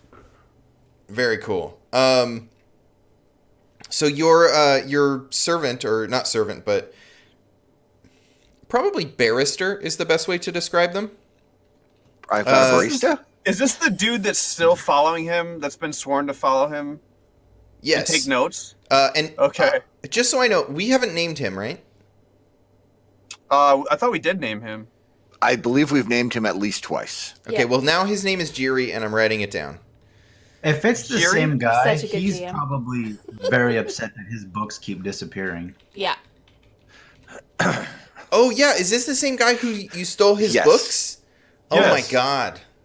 Oh yeah, he is like, so I think he's got so he's got this like satchel thing that all of his stuff is in, but it has a lock on it, and it's like strapped to his body with like it's like a backpack but off to the side slightly. So he's got like 3 straps that hold it to his body, and it's like formed to his body, and then the top has buckles, and each buckle is locked.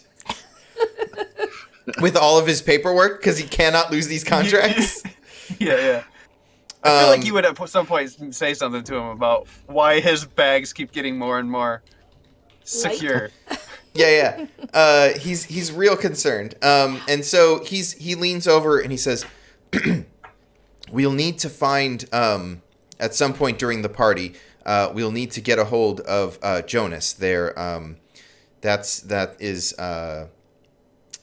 They'll need to ratify these contracts for our for us to become the primary providers of Blackstone to the Kelsang family. Keep an eye out for them." Sure. I have no idea who they are. No, that's fine. They all wear the same robes. She has several. What do you call someone? It's not a notary, but let's see. Hold on. Magical note. Scribes. Sorry. There you go. Yeah. But Jonas is the one that we've spoken with, and is expecting this deal.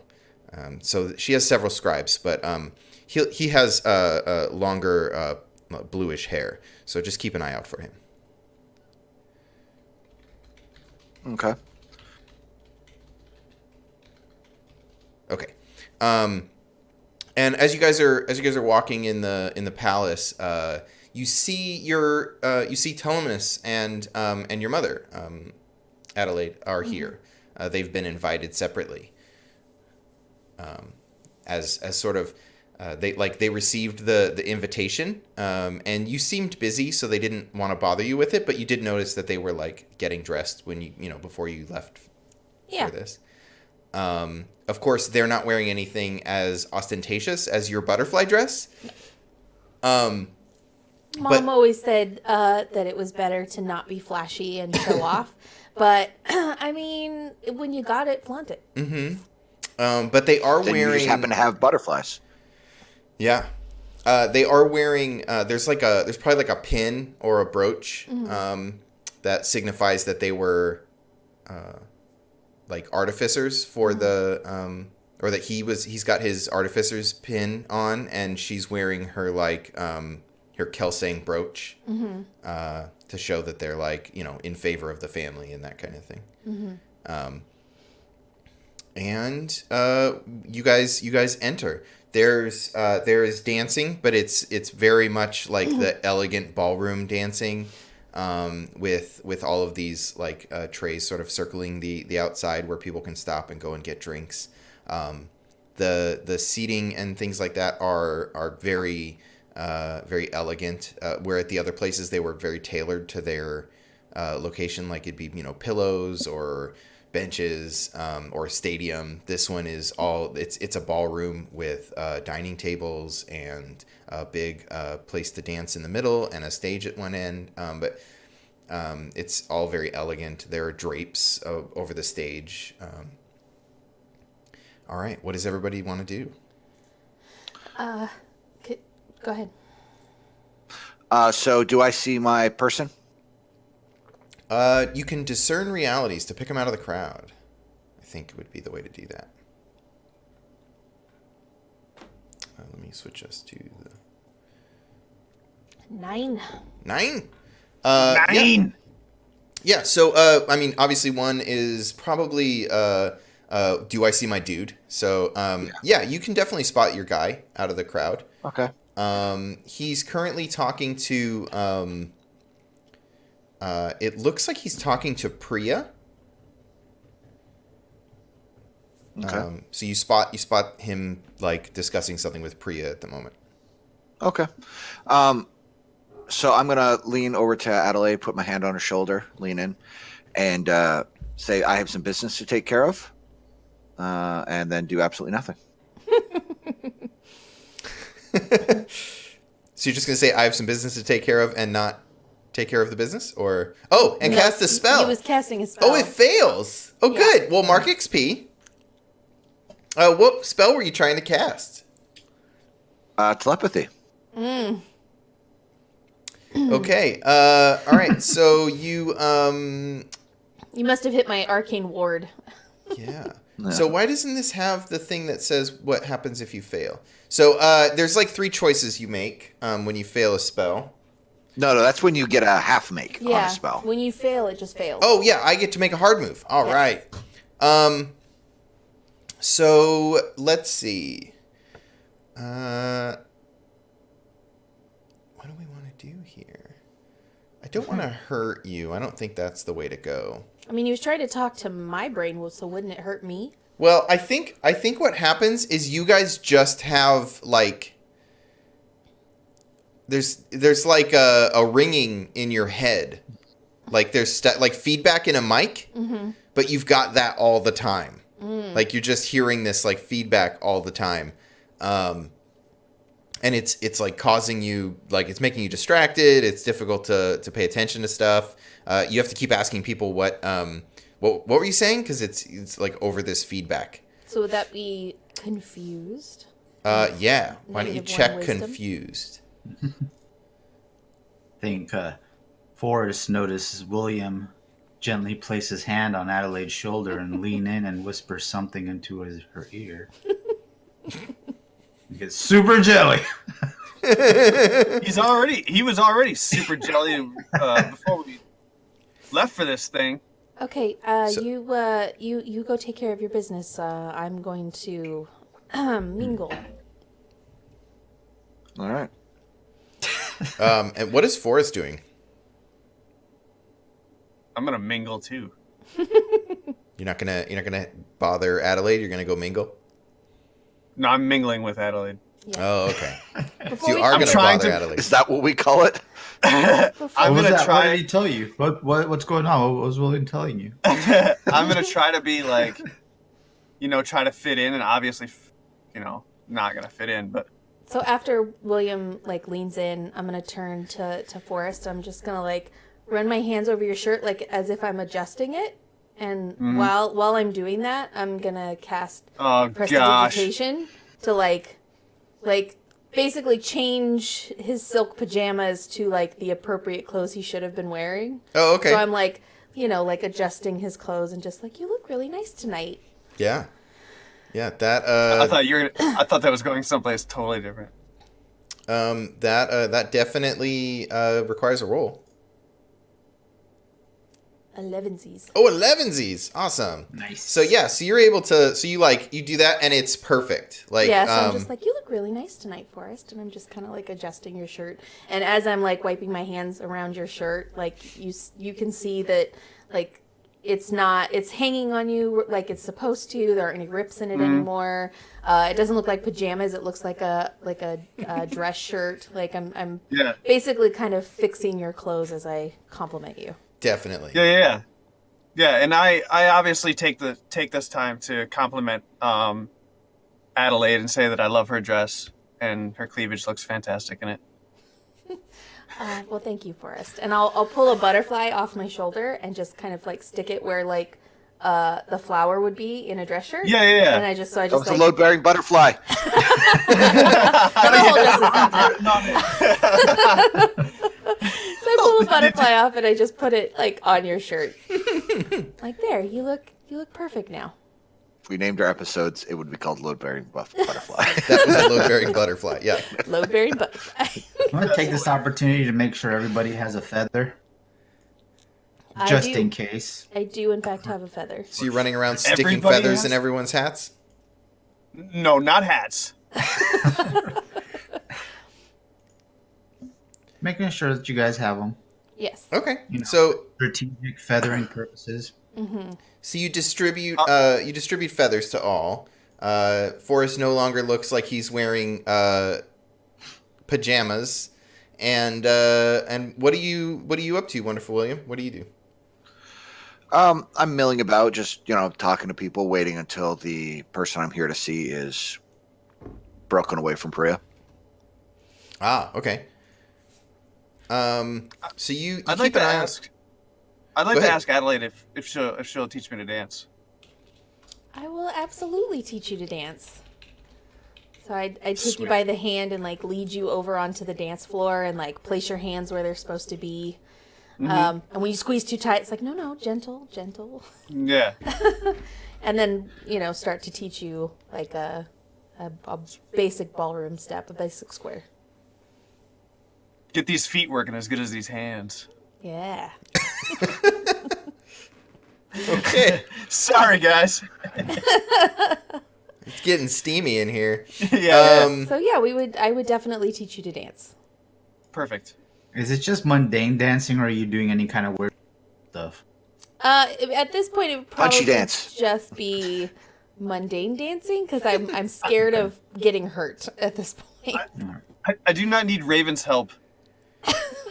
Well, no, because as a familiar, I maintain the ability to recreate spells that my master has cast Yes.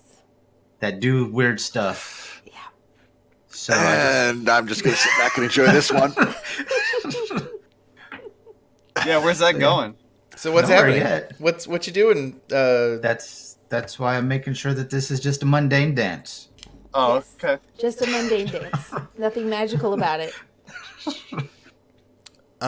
So I have a question about your butterfly dress. Yes. When he goes to put his hand on your like on your hip or your back, is it just your skin? Like, do the butterflies just move out of the way, or is there like actual clothes there that you've magicked? Or is he I'm- killing butterflies? So I'm Squishing 'em. probably wearing like a very tight like dress that has been magicked as part of the butterflies to not be seen. Oh, okay. So there is like material between my body and his hand. Oh, okay. Yeah. But the Okay. butterflies just kind of move out of the way. Yeah. She's wearing like a leotard. Sure. Yeah. Awesome. Okay, so you guys are dancing, and I think there's like people make room because your dress is very impressive. Toy. Thanks, Rando. Is like how's your guys' dancing? Can Forrest dance? I don't know, can Forrest dance? Do I need you to buy danger? It sounds like a fight danger. Yeah. Honestly, I feel like being a fighter, this is something that is coming to me surprisingly easily. Right, you know how to move your body. Yeah. Footwork. Yeah. Yeah. Yeah, for sure. Yeah. Okay. It's just a matter of following. I'm not as doing this is not something that would normally be like you would stereotypically predict to be like a stumbling oaf, right? Like some sort of. This comes to me pretty naturally, I think. I feel like Adelaide and Forrest end up doing a lot of like we don't have a lot of fun, right? Like we have a lot of responsibilities we have to do, and you've been training a lot lately, and there's been a lot of political intrigue, and so I feel like this like we kind of forget ourselves for a moment that we're like at a party and I've got shit I got to do and people I'm supposed to be talking to, and we just kind of lose ourselves in having fun dancing for a little while. Yeah, you can say all that. What Forrest does is he loses himself, I think, in you. Yeah, well, And that's what I having- mean. Like both of us, Okay. like the room kind of goes away, and we're just Yeah, yeah. enjoying a moment that doesn't happen very often. Right. This is going to sound super lame, but this is something that Forrest has been waiting for quite some time. Yeah, Um, I think it's a very sweet scene and a very sweet moment where, like, we kind of see the rest of the room disappear for the two of them while they're having their moment dancing. So they're having this dance, and it's like the camera's doing the swirly thing where it's like focusing on them, and then there's like a hand comes in and touches Forrest's shoulder, and the camera like swings out a little bit to show that like, oh, someone's like, something is interrupting this moment, and an elf puts his hand on Forrest's shoulder and says, "May I cut in?"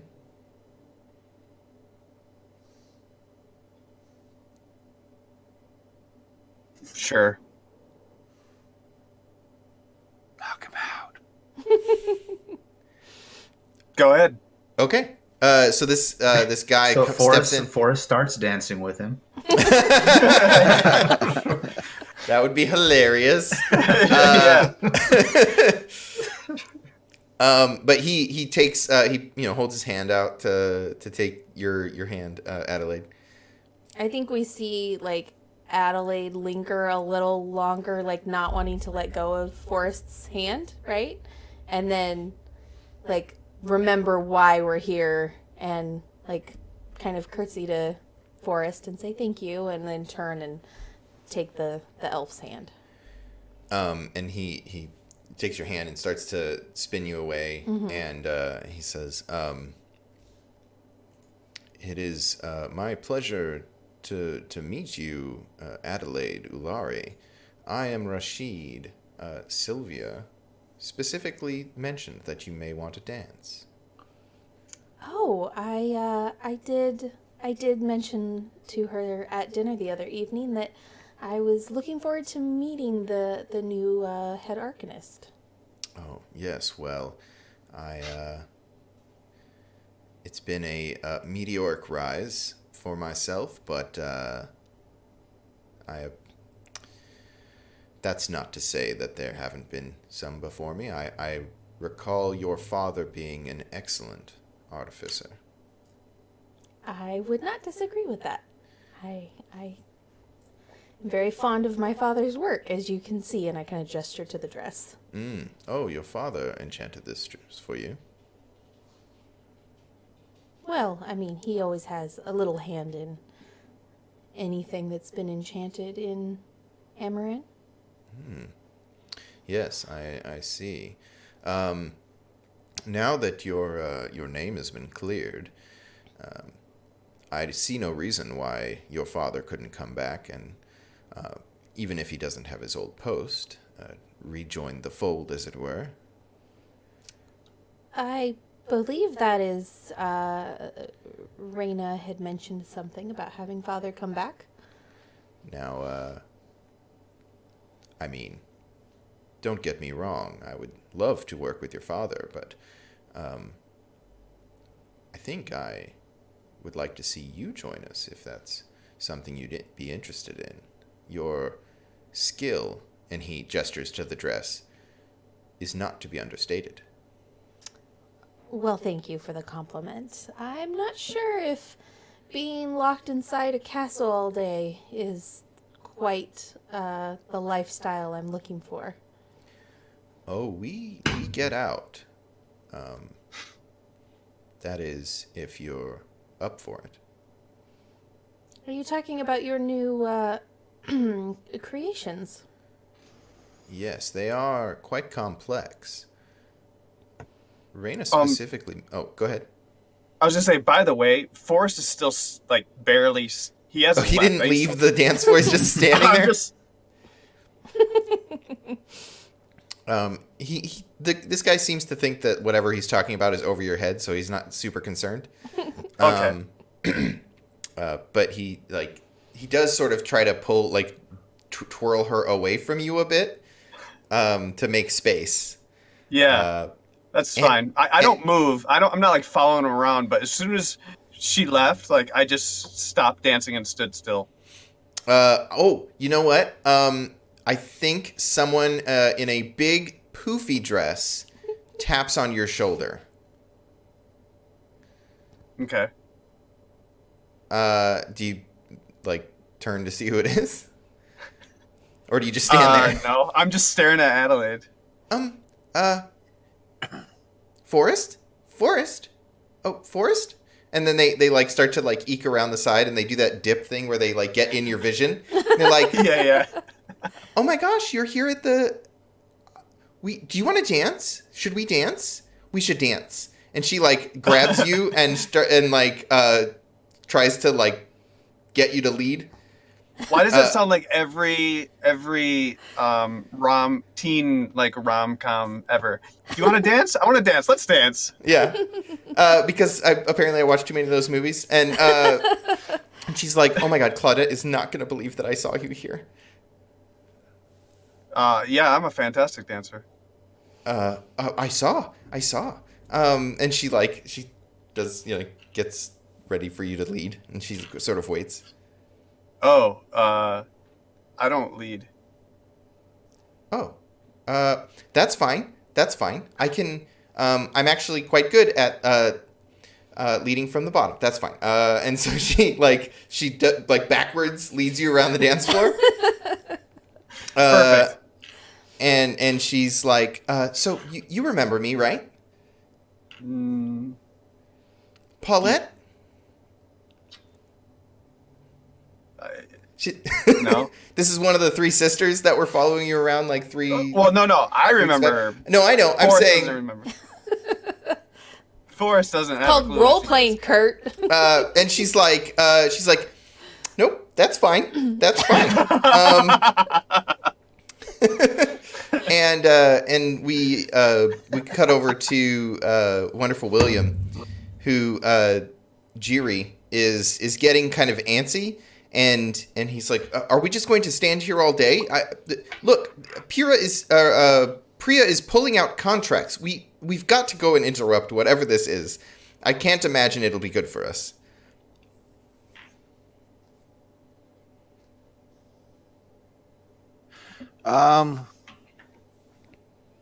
Yeah, why not? Glad to see you're so excited about your work. Come on. And he clutches his bag and bustles off towards them. And he gets over there and he's like, "Priya." And she turns like unimpressed and like pulls out these papers and says, "As I was saying, Jonas, if you'll just sign here and here."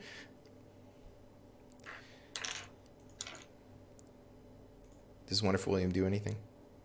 No. This is his show. I'm just here to facilitate if necessary. So they sort of, he's like, what is this, Jonas? What is this? We were promised an exclusive deal for, as you know. What is it that you're what contract is this, Priya? What do you? And she's like, well, there's no need to sugarcoat it, dearie. Your minds don't run. You can't staff them. They're concerned, and so we'll be signing our own exclusive contract to provide Blackstone to the Kelsang family. And Well, sure, if they want it in a month. And she gets like frustrated, and she's like, well, that is what it takes to get it here, as you know. Well, yeah, and at 5 times the cost, of course. I understand. Well, there's obviously no other option, as these wave breakers have fallen. Their mine is in disrepair. No one will enter it. I just today heard that there was a new staff of the animal folk who were happy to venture and start collecting. Are you telling me that the wave breakers are up to their old slaving ways? Oh no, happily employed animal folk. And Jonas his interest peaks. Do tell. Well, the animal folk have, it was too costly for them to return to their society, so many have been living on the streets. The Wavebreakers have realized what they've done is in error and have reached out and facilitated by even deconstructing much of the slave district into giving them housing and allowing them to earn an honest wage. Giving them a place to live amongst themselves or find a slice of happiness one way or another. Giving the people something to do would calm the unquiet we've been hearing of. And if they had a little money, well, perhaps we could sell them things. Priya, can you beat this? And she looks frustrated, and she's like, "All this is hearsay. This is just rumors. You have no proof that any of this could possibly happen." And he's like, well, that is true, but it might be a risk we're willing to take. Should you be able to provide us a little more detail? Wonderful, William. Mm-hmm. Do you want to roll something here? Sure, why not? What's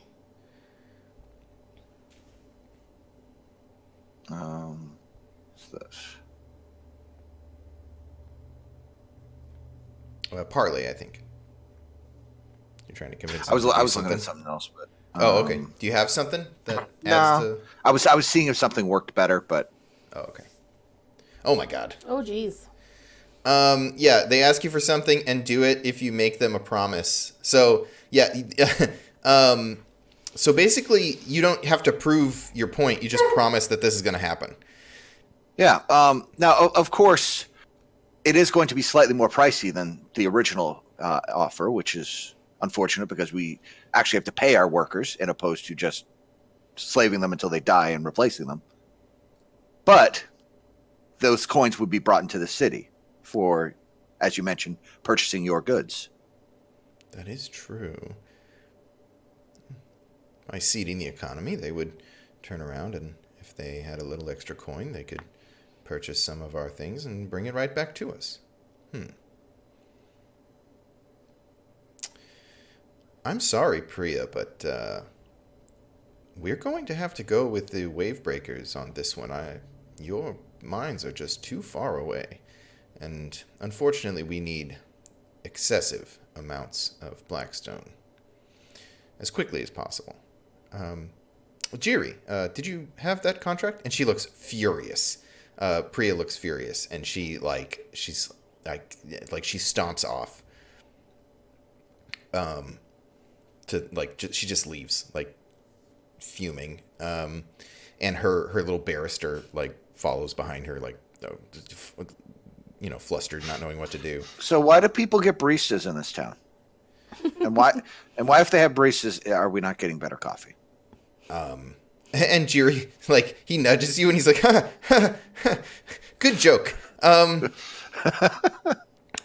you know that I do not make your coffee, like we've discussed. And he pulls out this, he starts undoing all of these locks on his bag, trying to get to his contracts. And Jonas is like, come on now, give us the contract. And he's trying to get it out. And he finally gets his bag open and pulls out these two little scrolls, and he hands one over to Jonas. And he pulls the thing out, and he's got 2 copies. And so you guys, he and Jonas will sign off on this thing. So they each get to keep a copy of the contract. And that's, so yeah, Jiri's extremely happy. And that takes a moment. So let's cut back to the dance floor. And what is Raven doing while everyone's dancing? Staying directly behind Adelaide at all times, which takes an increasingly large amount of just watching. just standing off to the side, keeping an eye on everything. He's watching Adelaide dancing with the new guy who can only assume is the gatekeeper. He's watching. I am the gatekeeper. He's watching Forrest with the lady who fell down last time he got distracted and he pushed her away, and kind of wondering why she's still trying to talk to him. He's got a very keen eye right now. Got a very keen eye now that Jerry has unbuckled all of his books. Choo, choo, choo, choo, choo, choo. He's got the tastiest paper. He does have the tastiest paper. I just have to make sure that he's not writing anything that he shouldn't have writing about us. Right. Like contracts, Raven doesn't care about contracts. Those are meaningless. But when you start writing personal details about the party, that's not. Those things Not what you want. things can't go. Yeah. It's snack time. Around. Yeah, just kind of looking around at stuff every once in a while. Because the people on the dance floor, for some reason, don't seem to notice Raven. So every time somebody gets too close, maybe like a pocket watch falls into his bag. I think most of the people here are sort of used to seeing strange things, and they just assume this is some weird magic thing. Mm-hmm. Like, oh, a weird little servant. And so you're just like grabbing pocket watches. Like people dance by and there's like a gold chain kind of hanging and swings by. He's like, "What's going on over there? Let's see if you can steal all this stuff without getting caught. Why don't you defy danger and see if anyone notices you pocketing their pocket watches?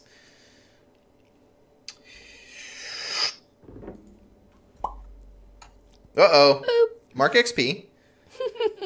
Cool." That's a 6. So I think a like pompous, noble-looking dude. Actually, it's the guy from the shop.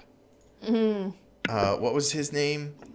Oh, the other What shop? They went to like a bookseller. yeah, Oh, the bookseller. the dude that he pissed off. Yeah. Oh man, I don't have his name written down. You Crap. really need to be better at this. I know. What is his name? It's fine. We don't need it. Don't The let the details bookseller. get in the way of a good story. Yeah. So he turns and he's like, "No, not you again!" And he goes to, "Give me that back!" And he's like trying to reach to grab whatever you pulled out of his pocket. You dropped this. No, you thief! He is a thief! And he's like screaming thief. And I think Paulette is pretty into what's happening, so she doesn't really pay much attention. But Wait, I'm gonna notice this because I'm so like not interested in Paulette right now. oh yeah. So I'm gonna start all of a sudden just leading Paulette. Oh, she's super excited. Yeah, Oh, good. yeah. He's finally into it.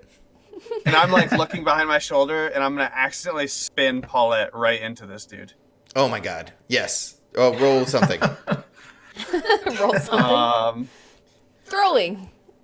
Defend. Hack and slash. Yeah, you're defending. Defend is perfect. Roll plus bond. I think that's how defend works. Sure. Maybe? Or roll plus whatever it tells you. I don't know. Oh, yeah, you can roll plus bond. All right. When you stand in defense of a person, item, or location under attack, roll 8. Hold 1. So long as you stand in the hold defense, one? when you or the thing you defend is attacked, you may spend hold 1 for 1 to choose an option. Yeah, cool. So I think he's under verbal attack. And so you can spend your hold to either like get this guy to stop talking or to deal damage to that attacker equal to your life. I wouldn't say that I'm trying to deal damage to either one, especially to Paulette. Yeah. So we'll say at least to get him. pretty discombobulated with, he's Distraction. Right. yeah, total So- distraction. So she spins into him, and he like gets knocked down, and he's like, "How dare you, you silly woman!" And he like goes to get up, and Paulette's like, "Oh my God, I'm so sorry, Forrest, are you okay?" And she like turns to look and make sure you're okay. And Raven just walks away. Yeah. Raven scurries away. And he gets back I'm up. gonna He's take like, and as he gets back up, I'm gonna take a drink and just dump it on him because I've seen it somewhere. "You're gonna throw it in his face?" Yeah, throw the drink in his face. How dare you? And Sure. Paulette's gonna be like, "Oh, that's what you get for putting hands on me." And she's like, "Come, Forrest," and like tries to walk away with you. Yeah. Awesome. So Raven has like scuttled away in the crowd. This guy is like totally upset and covered in champagne, probably. Yeah. And then Rashid says, "Are those your friends?" I kind of glance over my shoulder. Oh, yes, they are. He seems to be causing a bit of commotion. He definitely makes life more interesting. Yes. Would you like to get out of here? I would actually like to see your workshop. I'm so interested in what you've been working on. Oh, well, I would very much like to show you my workshop. That's what he calls the bedroom. Yeah. Yeah. This guy is obviously way smoother than Forrest. Yeah, but Forrest has other things going for him. penis And is so the he grabs your hand and what did you say? Keep moving on. So the music, like the song changes, and it's like a good time to get off the dance floor. Yeah. And he escorts you off the floor towards one of the like exits. And you guys can see Adelaide leaving. And I think as you're leaving, you notice there's some people from the Kelsang family talking to your mom and dad, and like asking them to like go with them or something. So you see them like leaving off a different direction. Yeah. And he sort of leads you out of the ballroom and into the greater palace. And he says, "So, tell me truly, what do you think of our latest creation?" I'm very curious what the function is going to be for them. And, I mean, you keep referring to them as creatures and multiple. How many have you made? Oh, well, I'll have to show you. And you're not worried that by creating these, I'm sorry, what do you call them? They are. What's the word? Is it simulacrum? Sure. Is that like a created person? Well, you're not worried that these are weakening the barrier. No, I don't think so. There's the barrier is quite intact. Are you sure? I don't see any reason that you should worry about that. Well, I mean, someone of your magical talent should be tapped into the strength or weakness of the barrier. I'm just assuming, being the head artificer and all, you must know. Well, of course, but our work does not harm the barrier any more than any other magical work. Are you sure? Yes, quite certain. I'd be interested to see these creatures up close. I unfortunately did not get a very good look at them before I was before I had to leave the last party. And you, just a reminder, in the back of your head, you hear, "Meh." Yeah.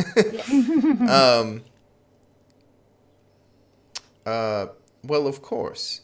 I'd be happy to demonstrate its capabilities for you. Well, I've seen their capabilities. I'm interested to see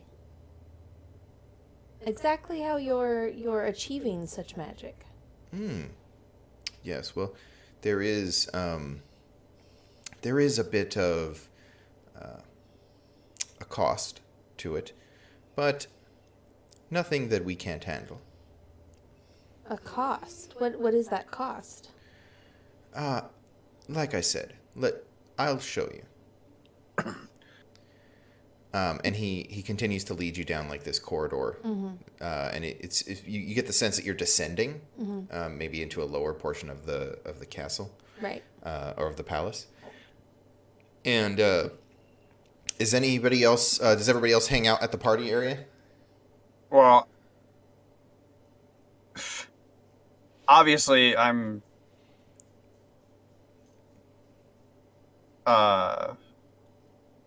noticed that she's being pulled off the dance floor, but I've also been instructed to,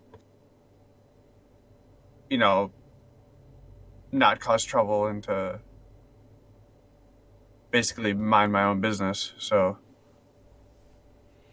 I guess I would probably try and make sure that look to see if Raven is somehow shadowing them, just Okay. out of concern for. So you look around for Raven. Where is Raven now? Sorry. A pepper. Let's see if we can get someone to deal with that sound.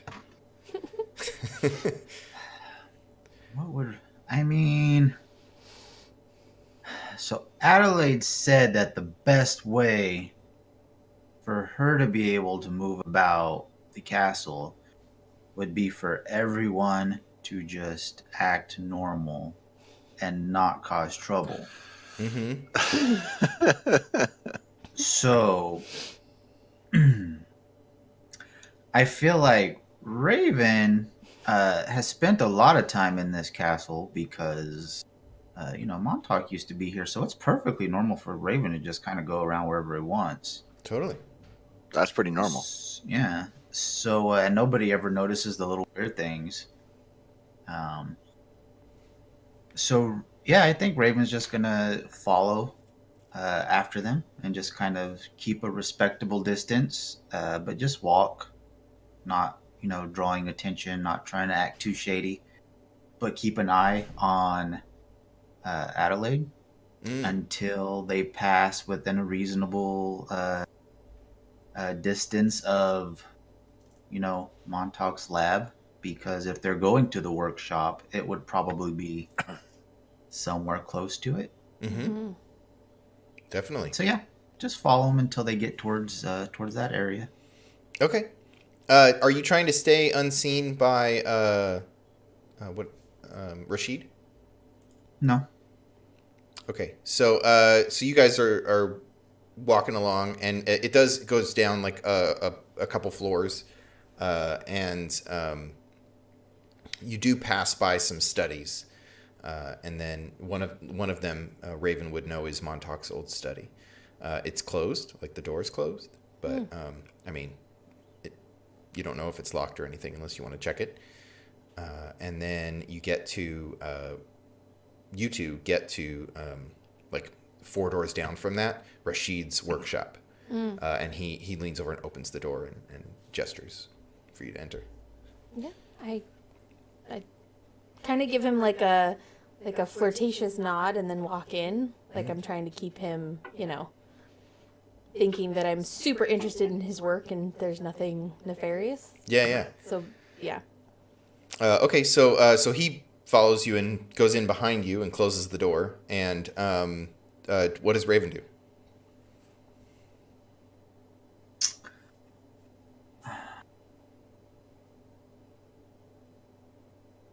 Is there any kind of from the outside, we'll just walk up to Rashid's door.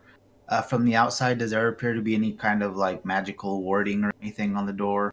Anything that would keep it locked from somebody who just wanted to open it? So you want to... So detect magic is a spell, but as you're a magical being, I think you could just discern realities to figure that out.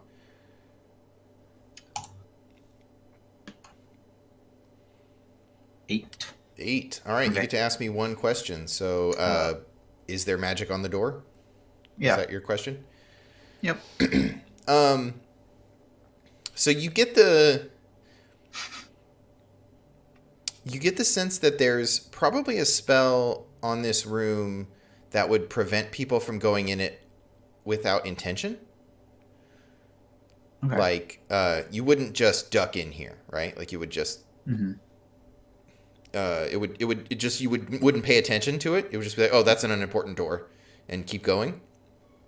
But if you really want to, you can enter the room if you like know it's there and expect the door to be there, and Okay. that kind of thing.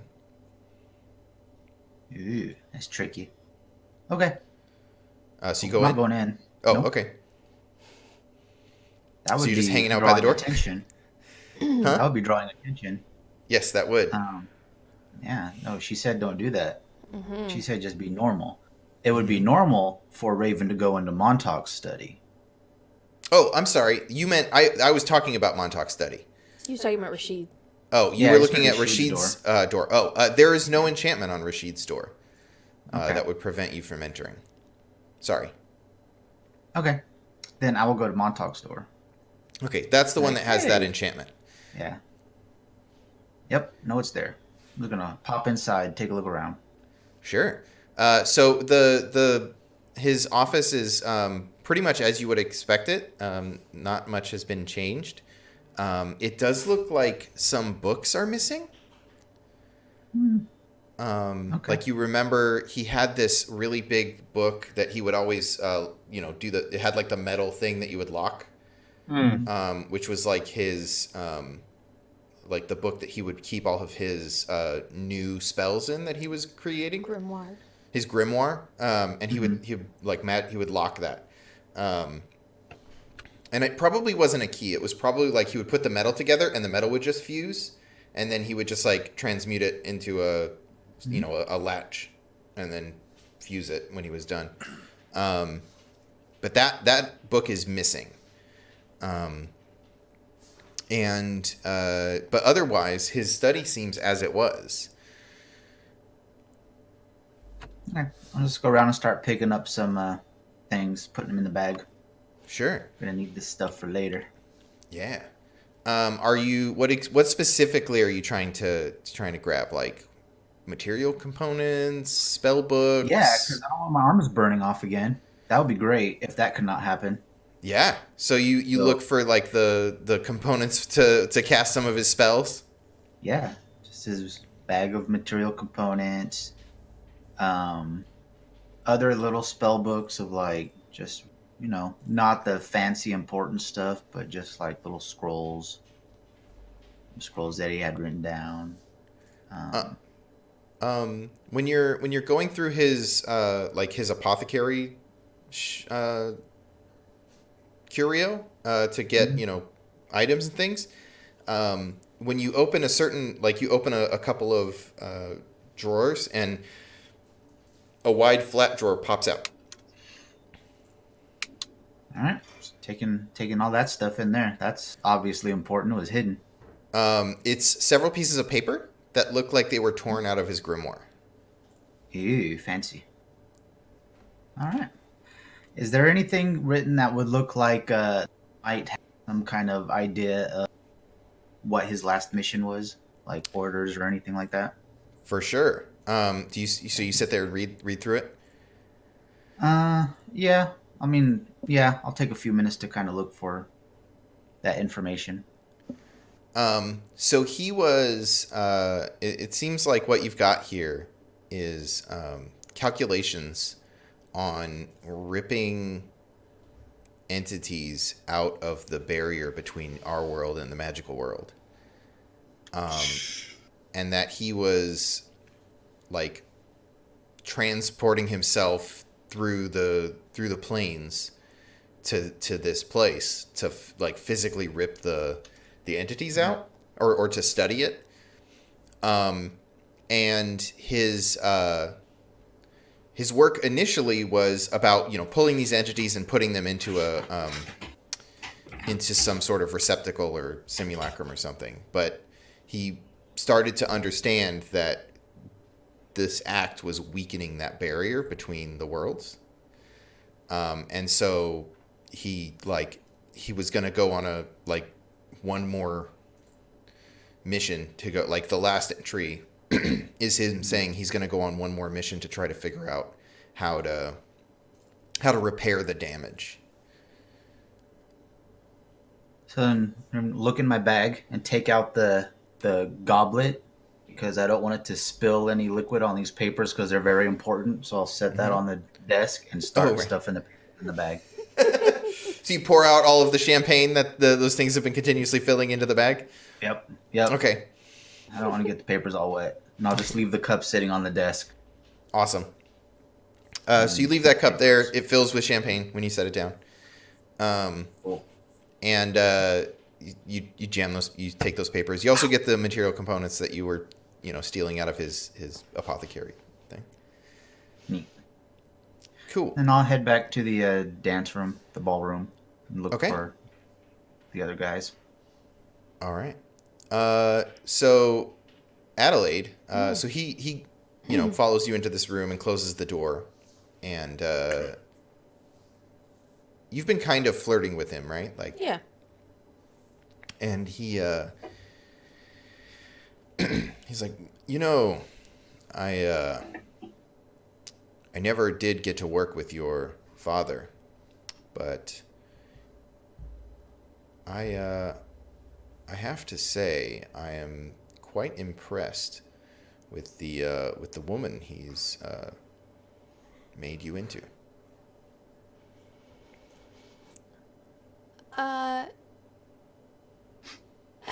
That's weird. That's a weird way to compliment a woman. My father and I are very close. He definitely started my magical education, and I feel that to a point I've surpassed him in some skills, but he is definitely very talented, and I aspire to be as great as him someday. I think that moment may have passed, but of course, I may be biased. You are quite a beautiful woman. Well, I mean, when you're as magically talented as we are, it's easy to make you see what you want to see. Do my eyes deceive me then? Of course not. I didn't think so. You keep speaking of my father. I'm not familiar with your family lineage. I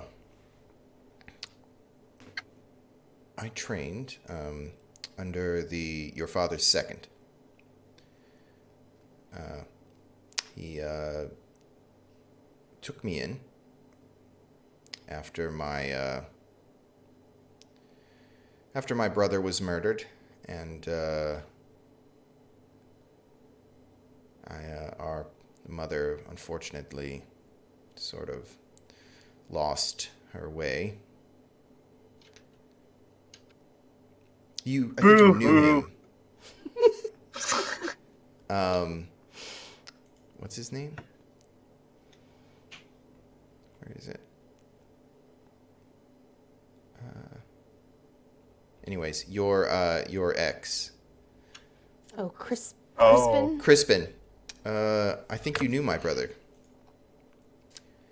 He always spoke very highly of you. Did I? What was your brother's name? Crispin. Oh, yes. Bum, bum, bum. I'm very familiar with your brother. It is a shame what happened to him, what he got mixed up in. It is. At least that's the story that everyone is telling now.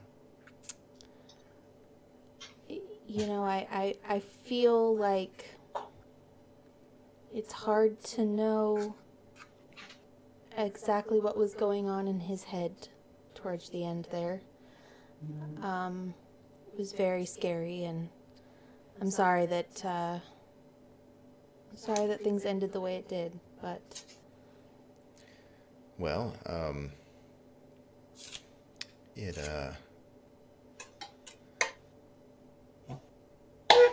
not a day goes by that I don't wish I could have done something to prevent or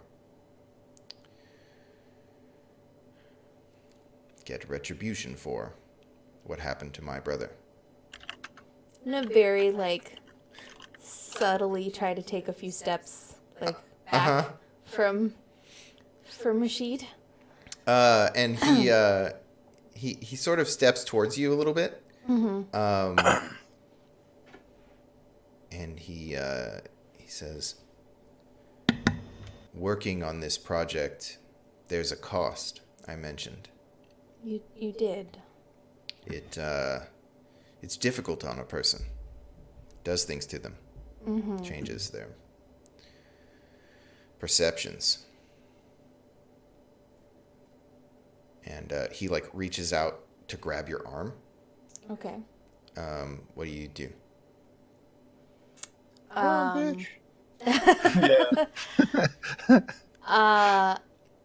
I think I would definitely try to Fireball. I don't have fireball prepared. I would try to defend, try to get out of his grasp. Okay, so you're gonna defy danger, Sure. with the danger being that he gets a hold of you. What am I defying danger with? If you're trying to just duck out of the way, Dex. Okay. You should defy danger with fireball. If only I had fireball prepared. Oh, good. Or a sword. Yeah. The danger Okay. being fire. So that's a 6. So mark XP, Yep. and he grabs onto you, and you get this flash in your mind that he's showing you something, and there's the screams of the voices that you normally hear that have been drowned out by this feedback in your brain. Finally, you can hear them over the feedback, and they're screaming, he's killing us, please help. And he shows you this you see this simulacrum, and you get flashes of his brother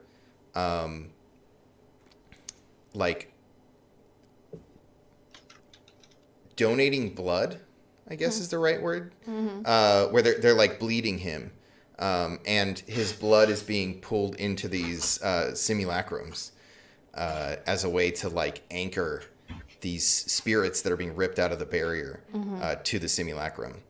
And then you can see on his forearm that he's got all these wounds where they've been bleeding him as well. And he looks you right in the face and he says, "You will be next." And then he's gonna try to knock you out. What do you do?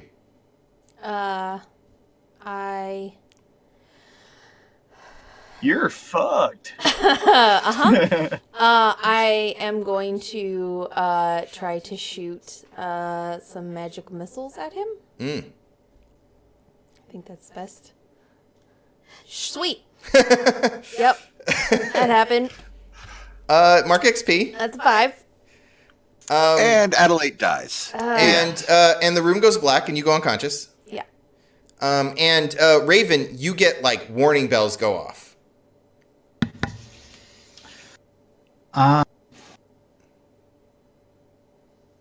Okay. Well, Raven's gonna just. Do I take any damage for going unconscious? Like when he knocks me over the head or whatever? I mean, I could do damage to you, but I think it's more interesting that he just like knocked you out. Okay. Like, I don't think you lost hit points. It's Okay. just like Yeah. you're. I failed, so you do whatever. You've got the unconscious condition. Okay. So Raven's just gonna reach out and grab the nearest person to him, and try to pull a Boromir on him, whatever that guy's name was. Boren. So, Yeah. you run out into the hallway, I assume, right? Yeah. To look for someone. Yeah, because Raven was heading back towards the. Please tell me it's the shop owner. Please tell me it's the shop owner. Yeah, because Raven was running back towards the ballroom after going through Montauk stuff, and so I imagine like as soon as he gets to the ballroom is when that flash. Oh, right. You were Flash going back to the happens. ballroom. Okay, yeah. So Yeah. you get this pain in your head, like someone just knocked you out, but like Yeah. you can tell that it's your connection to Yeah. her, and the shop owner is like, "You!" and he comes running over like, "I found you, thief!" and he like runs over to grab you. So Raven will like leap up and like leap towards him and just grab on like by the collar in a panic and try to swap positions with the shopkeeper in Adelaide. Nice, awesome. And he's just Please let this happen. Please just let lets this out happen. this like intense screaming caw noise when he does it. Oh, good. So that's gonna like halt everyone at the thing. So go ahead and Yeah. roll. Do your thing. I'm gonna use my human. Oh, good. race. Oh yeah. Yep. What do Wait, you- I'm What I'm do you gonna do? use my my race thing that I get What's to that? do once. I called it once per combat. I get to troll a roll, but it was just that I get to Let's see. like they get to re-roll. I think. You can force someone to re-roll. It might have to be an attack, but this might technically count as an attack. So let's check it. This is definitely baleful transposition. Yeah. I mean, really, what's the definition of attack, right? If it's an unwarranted, Teleportation into a death chamber. there was not That sounds like a. there was no consent giving prior to this. Is this an advanced move or is this one of your default moves? It's the human. Oh, it's Option human. for- Okay. Yeah, it's a racial. Oh, that would be under the fighter thing. Okay, let's see. Human. Once per battle, you may re-roll a single damage roll. Yours or someone Oh. else's. Yeah, mine or someone else's. Yeah, but it's only for a damage roll, unfortunately. That's kind of dang it. Okay. So you do your thing, Can I and you're pretty sure that's not supposed to happen. Yeah. So I would say all three of these things go wrong. Okay. So one, safety. You keep yourself safe from harm or danger. That's not happening. Targeting. Your aim is true, so you definitely don't target correctly. And effect. It works more or less the way you remember it. So it does not work the way you remembered it. So what was supposed to happen is you were just supposed to swap Adelaide and the shopkeep. Yep. Damn it, Raven. So This is how wild magic is supposed to be. Yeah. get wrecked. Thanks, Endeline. Thanks, Endeline. So I think what happens is like in your horrible call, like everyone turns to look and like the whole like a zone around you disappears. Like you and the shopkeeper poof out of existence. And half of that dude's office appears in the ballroom. Oh shit. And the like you are all fucked up. So I think you're gonna take one of those conditions. What are those conditions? Where's your character? Do I not have a character sheet for you? Oh, here we go, Raven. Let's see. You're gonna take weak All right. because that was definitely draining. Yeah. And what else? What's the other thing that's supposed to be able to go right? We've dealt with the aim. And the effect is more or less okay. Yeah. Oh, okay. So you get into this other room and like collapse off of this dude, and he like falls into a puddle. And it's like it took out part of the wall, and there are these those elf simulacrums are walking towards you, like they were coming down the hallway. Oh, shit. Because he had called, like, you know, he'd mentally called for help, and so they're like walking towards you and the shopkeep. And now this dude is in the ballroom, standing, like holding up half of an unconscious Adelaide. Oh. What do you, and Forrest and William, what do you do? Okay, that was unexpected. Yeah. I'm gonna yell at this dude. Obviously, I'm gonna be like, "What the hell are you doing? Unman her!" Unman her. Or I mean, unhand her. Unman her, or I'll hand you. Yeah, or I'll hand you. That's Forrest. That's what Forrest. Yeah. Unman her, or I'll hand you. Awesome. Is that a threat or? It's something. No, he's parlaying. Unman her, or I'll hand you fistily. Awesome. Okay, so that's what Does you that do. sound more thready? Well, I mean, are you trying to scare him? Yeah. Let go of my lady. Okay. I think this matches the general mood of confusion in the ballroom right now. Yep. Yeah, there's like people are like rushing away. They're actually, I think everyone's just kind of staring like this. No one's hurt yet. So I'm going to shout out, "Oh no! It looks like the chief artificer has been corrupted by the Blackstone, and is using his dark magic to warp reality itself and attack poor Adelaide." Okay. Let's see if you can sway the sway the group. All right. Arcane art. Okay. And let's see. Which of these options are you trying to do? Or I think you get to pick two now, right? Yeah.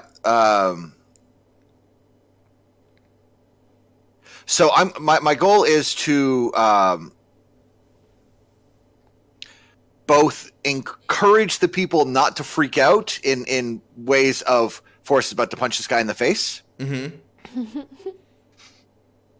and to draw some of Rashid's ire so that Forrest will get a bonus to his punchy bits. Okay, so you are you want to get everyone on Forrest's side and pump up Forrest. So Okay. +2 to Forrest. So yeah, got it. So +2 to Forrest. I like it. Okay. So back to Forrest then. Or actually, you know what? I think he so you had a 9, right? Yeah, so I get to do some stuff. So I think he he's like, "No, not now. I was so close." And he like pulls a wand out of his pocket, and he like slings a spell at Forrest.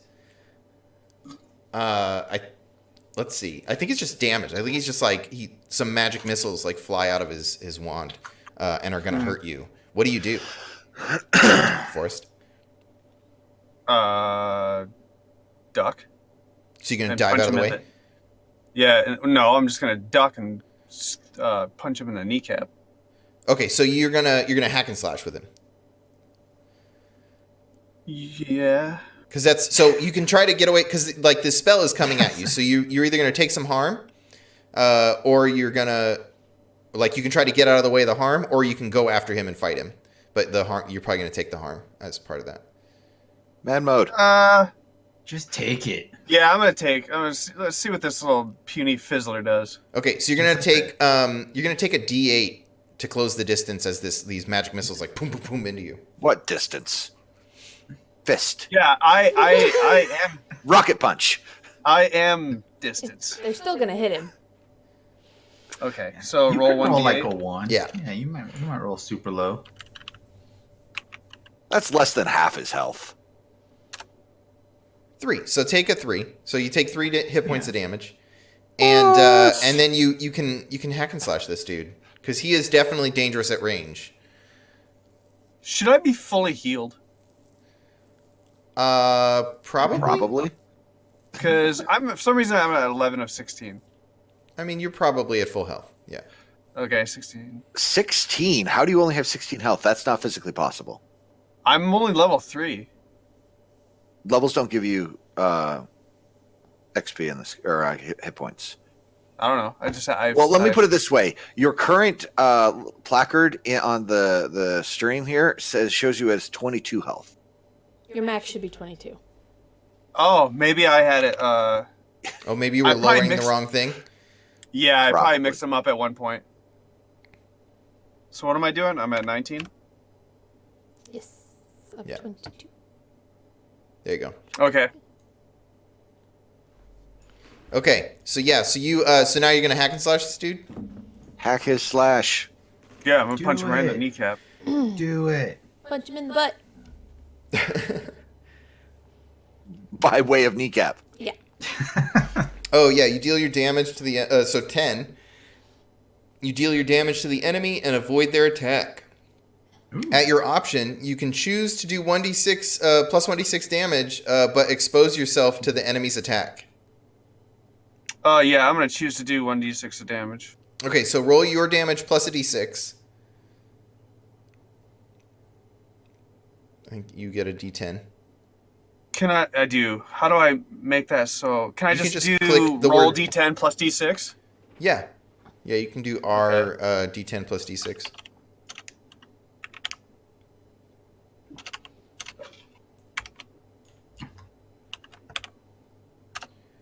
Unrecognized command. Hmm? I did it wrong. Yeah, slash Somehow. R space 1d10 Yeah, I think it- plus 1d6. I don't think I put the space in.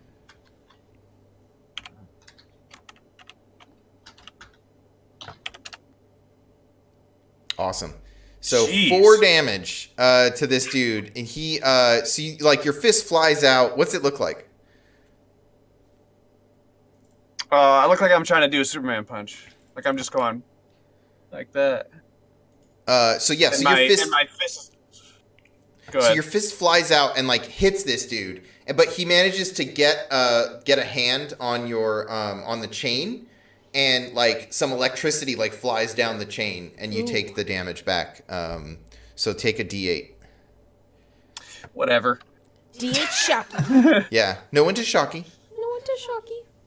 So he like he grabs onto the chain and at just as you pull your fist back. Mm-hmm. So yeah, ouch. Yeah. What are you doing, Wonderful William? Well, I'm going to have to encourage Forrest to punch better and not just fall to this. He's a wizard. Come on, you're gonna lose to an old man who throws wands at you. Like really? Yeah. This is pissing me off. I'm pissed. So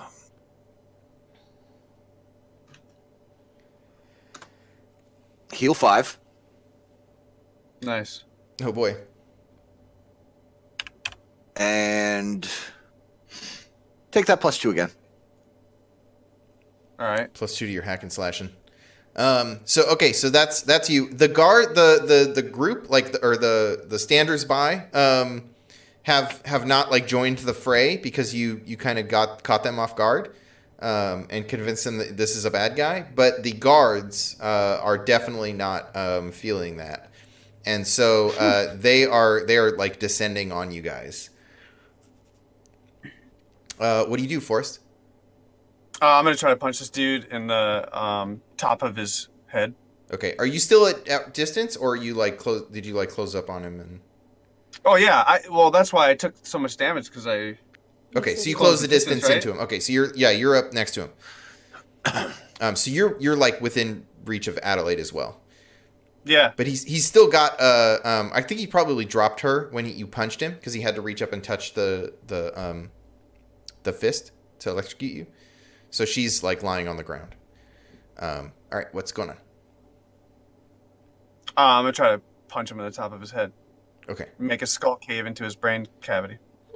cool. You can definitely try to do that. You've got +2. How do I include a +2 when I just roll a hack and slash? I would just add the 2 I think to when it. you click hack and slash, it'll ask you if you have any bonuses. If you expand it, you can add a 2 after. Or just roll it and we add the 2. Yeah, you live. can just roll it when you add the How about this? Boom. Let's see if this works. Probably not. Did it include your +2? Yay! Yep. Doesn't matter. Awesome. So, do you want to take his damage, or do you want to deal an extra d6? Yeah. Okay, so you're gonna trade damage with him. So you roll d10 Yep. plus d6. So you can actually put your thing in the chat and hit the up arrow until it says your last command or whatever. Awesome. Yeah. But he does a d8 to you. So go ahead and roll the d8 damage that you take back. And yeah, so he you go to punch him in the head, and as your fist is coming down, he brings up his wand and sends some flame up your chest, which you're wearing so much armor that it gets hot and it hurts you a little bit, but mostly it just melts away a bunch of the clothes that you've been wearing and singes the top layer of armor. By the way, what does all that armor give him for armor? Because I bet he's just taking that damage raw and not realizing he has armor bonuses. Oh yeah, dude, you should totally have some armor. I do. Yeah. Oh yeah, your And armor is 0. So you should definitely have I don't know what the armor ratings are. I think 2 is a lot of armor. So you probably have 2 armor. So each instance of that damage would have been reduced by 2. So you took 3 hits, so 6 less damage. Yeah. So just give yourself back 6 hit points. Okay.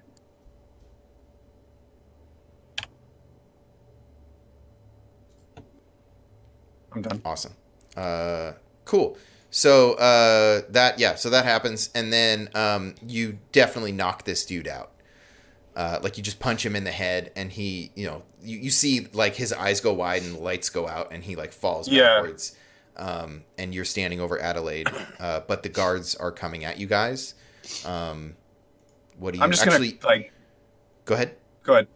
I was just gonna jump to Raven. So what do you do before I jump over to Raven? I'm gonna kick him after he's knocked out, and then cover up Adelaide and get ready to lift her. Okay. Oh yeah, when you go unconscious, so you're just wearing a leotard. Well, I mean, it was a enchanted dress. Oh, okay. So it's just like a tight black dress. Yeah. Okay. So you cover her or scoop her up? Scoop her up. Okay. Yeah. So So you're the holding. the butterflies would have gone away, and Forrest's clothes would have gone back to tattered pajamas. Mm-hmm. So what are you doing, Raven? Ouch. Yeah, pretty much. It's that was rough. That was definitely not supposed to happen. I mean, it was very interesting. It was that could potentially be useful in the future, but that was not useful right now. So I'm in the guy's laboratory, right? His Yeah. What's left of it? Okay, is there anything interesting in here? Discern realities. You can look around. Half of his office is in the ballroom. Well, that and the Blackstone robots who are coming towards you. Yeah. Yes, there is Yeah, also but, you know. those. Right. One thing at a time. Nope, nothing in here looks interesting at all. Oh, good. So So the Blackstone robots get there, and I think 2 of them. No, they're not. I think. Yeah, they're just gonna shoot you oh man, my head hurts really bad right now because they've It's got hard to those. focus. They've got those blaster things. So Yep. they're both gonna blast you. Take 2d6. Oh no, that's a bunch of weirdness.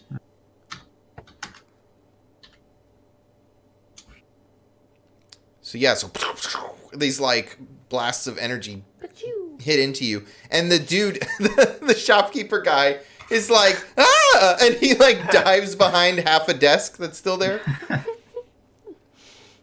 That poor guy. Yeah, this poor shopkeeper guy. He dives behind half a desk. You get blasted in the chest with these like, you know, basically magic missiles, right? Like these beams of energy. What do you do? Or actually, that was you trying to look around the room. Yep. So I was like, where am I? Ow, lasers. You found Ow. some damage. You found some lasers. Yep. I found Right where they keep now, lasers, the guys. shopkeep. Oh, sorry. Go ahead. No, good. I say right now the shopkeeper's reminding me more and more of Martin Short in Pure Luck.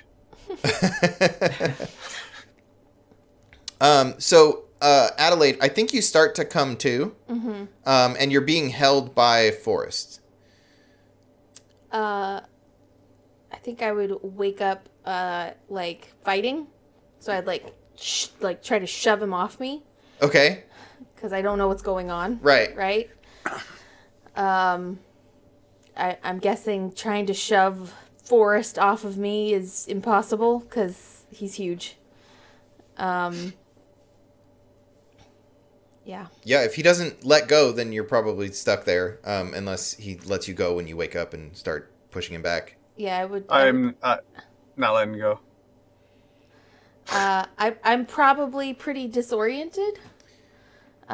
So if you don't let go, I would assume it was someone like attacking me, and I would probably shoot some magic missiles at him. Like, get off of me! WTF, lady. Oh yeah, you definitely successfully cast that spell. Yep. Mm-hmm. So yeah, you do your damage to him. Yep. Yeah. Magic missile. Yeah, 5. So you take 5 damage. Yeah, Yep. -2. But you have armor. yeah, Yeah, minus -2. Oh, 2. And the guards, like, that's when the guards get there, and like one of them puts a hand on William's shoulder, and 2 of them show up next to you, Forrest, and draw their swords. And they're like, "All Damn right, it. put her down." she can't. She's Put the girl down. disoriented. She's disoriented. We're rescuing her from the crazed guy who attacked her. That's it. I'm gonna need everyone to put your Who's weapons talking away. to me? Is it one a of the guard. robots? No, one Oh, of it's the. a- It's just like a human guard. Oh. Shut up. By the way, do my guards do anything at this point? Yeah, you're yeah, that's right, because you have like wave breaker guards. So I think they probably turn and like intercede between the palace guard and you. And one of them gets in the way so that he can't put his hands on you, and the other one looks at you and is like, we should go. Yeah. Let's all avoid an incident and all just head home, and we can. I don't think anyone wants to make a scene out of this. Even though the dude's been knocked out and stuff, and rooms have been transformed. But yeah, let's not make a scene here. He's a crazy squid monster. It's going around.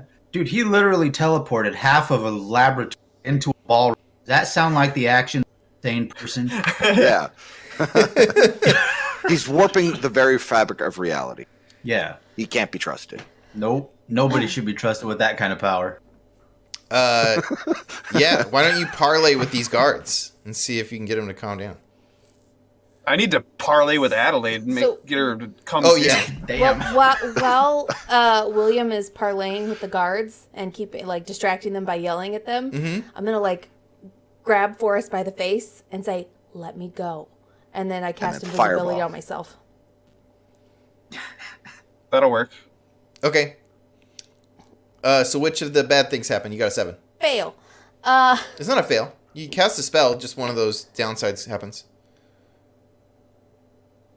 I forget the spell. Oh, okay. You can't cast invisibility again until you rest. All right, or until you prepare again. Cool. So you are invisible. What do you do? I'm waiting to see if he's gonna let me go. Yeah, I let her go, and I basically He's just like, what girl? Oh. I'm pretty upset because I hate it when she does that. So I'm gonna be like, son of a bitch, and then just throw my hands up and be like, whatever.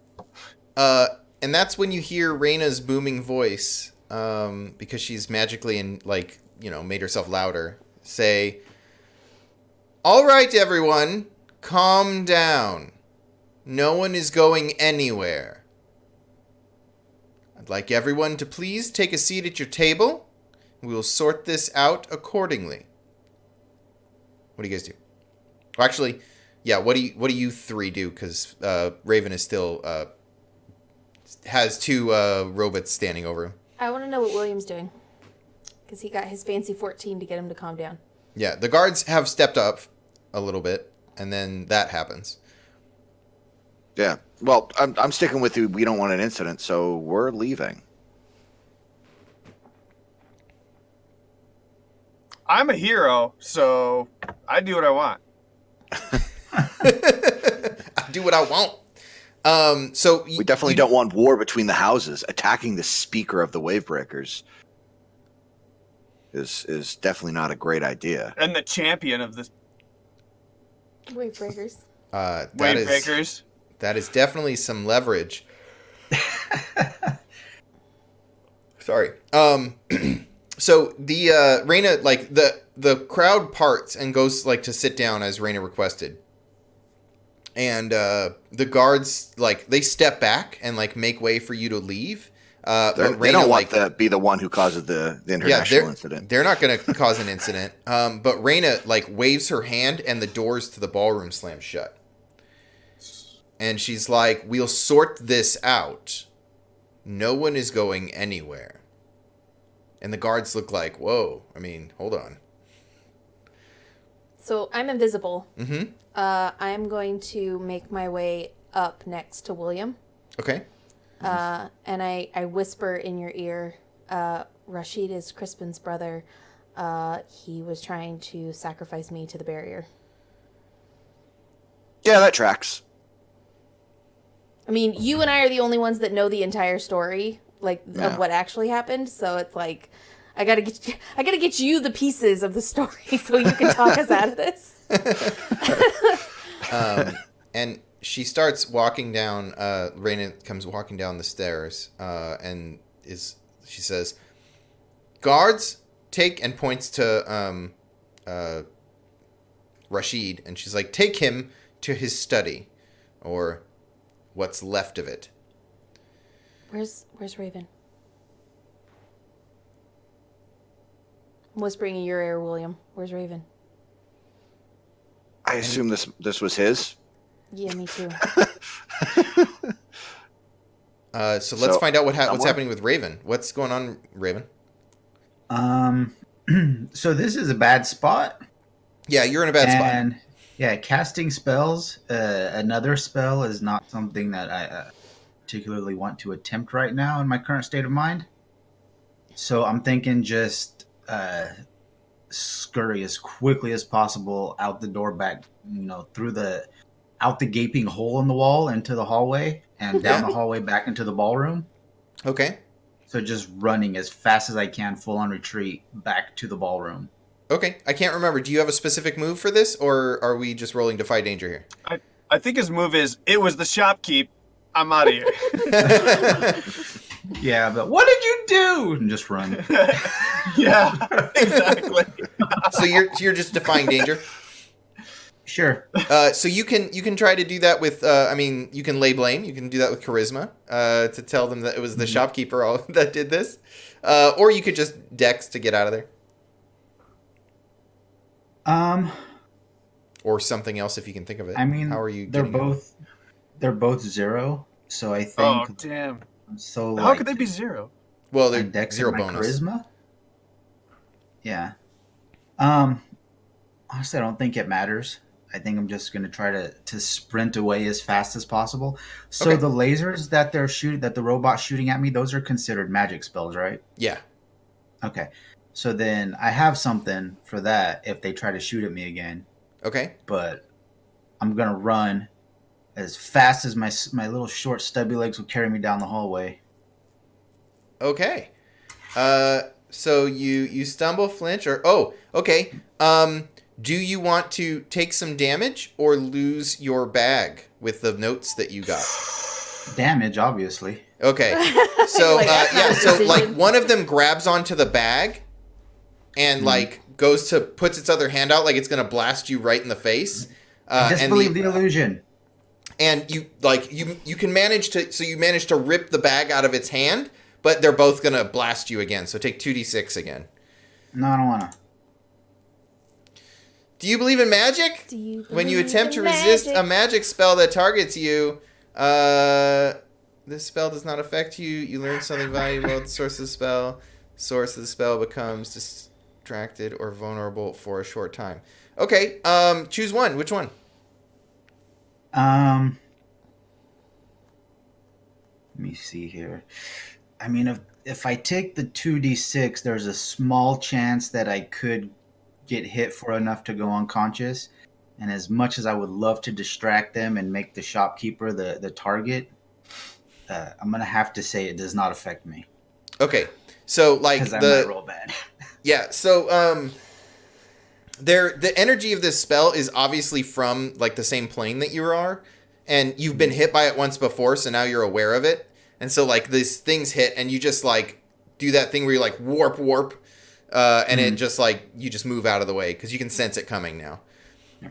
No, just Yeah. screw down the hallway. And there's these like huge gouges in the hallway where these things hit the hall, and you like scurry off towards the ballroom. Back in the ballroom, Wonderful William, Raina is walking down the stairs towards you guys, and what do you do? I'm backing away and, making sure that I'm not going to be stabbed. Smart. Okay, so you're just And, keeping your distance. Keeping my distance, and then, I bring the crowd, and I say, it has just been brought to my attention that Rashid, the chief artificer of House whatever this is, Mm-hmm. I can only remember Shall so many, say. I can only remember so many Shall say. proper nouns at a Yeah, time. there's a lot of proper nouns. It's all right. You of say House the name. Kelsang, is the brother of the horrible individual who had tried to kill this poor girl previously and was trying to finish the dark ritual that required her sacrifice before. And people look around at the poor girl, and someone goes, "Where'd she go? What? She's gone. Is she okay? Oh God, did he get her?" Like there's like rumblings through the crowd. Yes. That seems like a possible outcome. He melted her body into this puddle of liquid, and you knock over one of those glasses. Right now, I believe she is being protected by the grace of Andona herself. So you see that some of the people in the crowd like clutch their pearls. I will very slowly move back over to Forrest so that he's not like upset by the talk of me being dead or hurt, and just kind of like put a hand on him and whisper in his ear, "I'm right here." And I think when you say and like protected by Andona, Raina actually chuckles a little bit. And she waves her hand. That is wonderful sentiment. However, a tragedy has just occurred.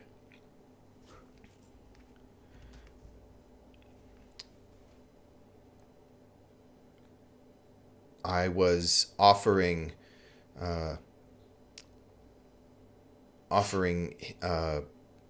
Ptolemus his place back with our family, and he just collapsed in the back room. If anyone has seen his daughter, Adelaide. Please, Bullshit. we need. She must come and tend to her father immediately.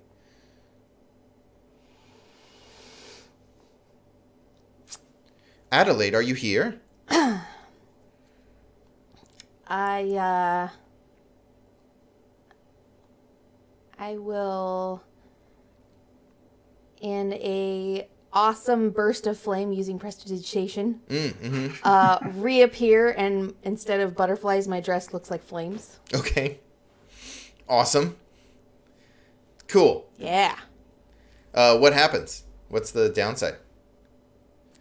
You catch I me mean, on fire. I obviously draw unwelcome attention. Oh yeah, because the guards are like, "Oh shit!" Like they look over that you're on fire, and Yeah, and I'm like kind of between Forrest and William, like in the middle by like separated from them. So I kind of come back into visibility and this flame dress. What have you done to my father? and she says, "Now that's no way to speak to the ruler of this house. He's fallen ill, obviously. We'd be happy to take him off your hands and bring him home. Yes, Save you your men. You can just bring him here. We're happy to stay right here, and you can open the door, and we can get going. And everyone can enjoy the rest of their evening. My finest Fiskers are tending to him now. You're happy to come back with me."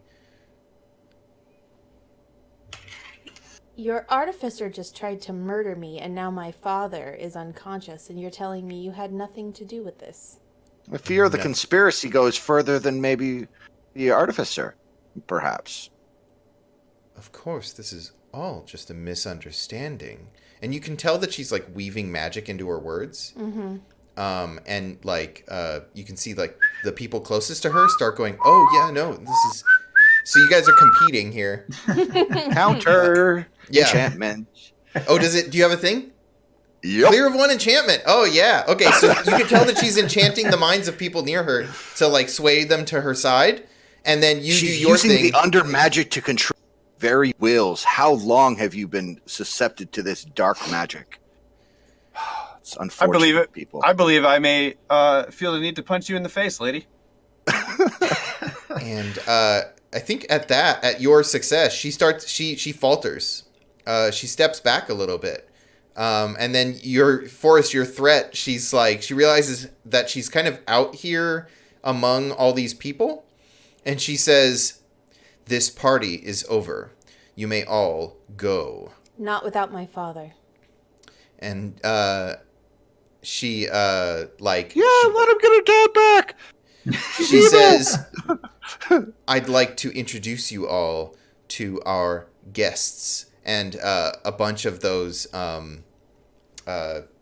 simulacrums come out of the side that were obviously here to be paraded around, and like start moving towards the crowd with their arms out. And I raise my hand at her. Okay, Do you really want to do that? I do. And then Raven comes Can I punch busting her in in for the Yeah, face? and then Raven comes running into the room. Yeah.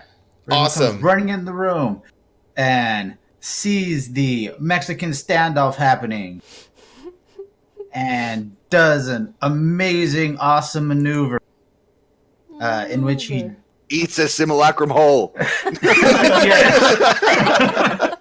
What does he do? I don't see anything in the thing. leaps into the. So Raven busts in, sees what's happening, leaps into the room, and spins around in midair.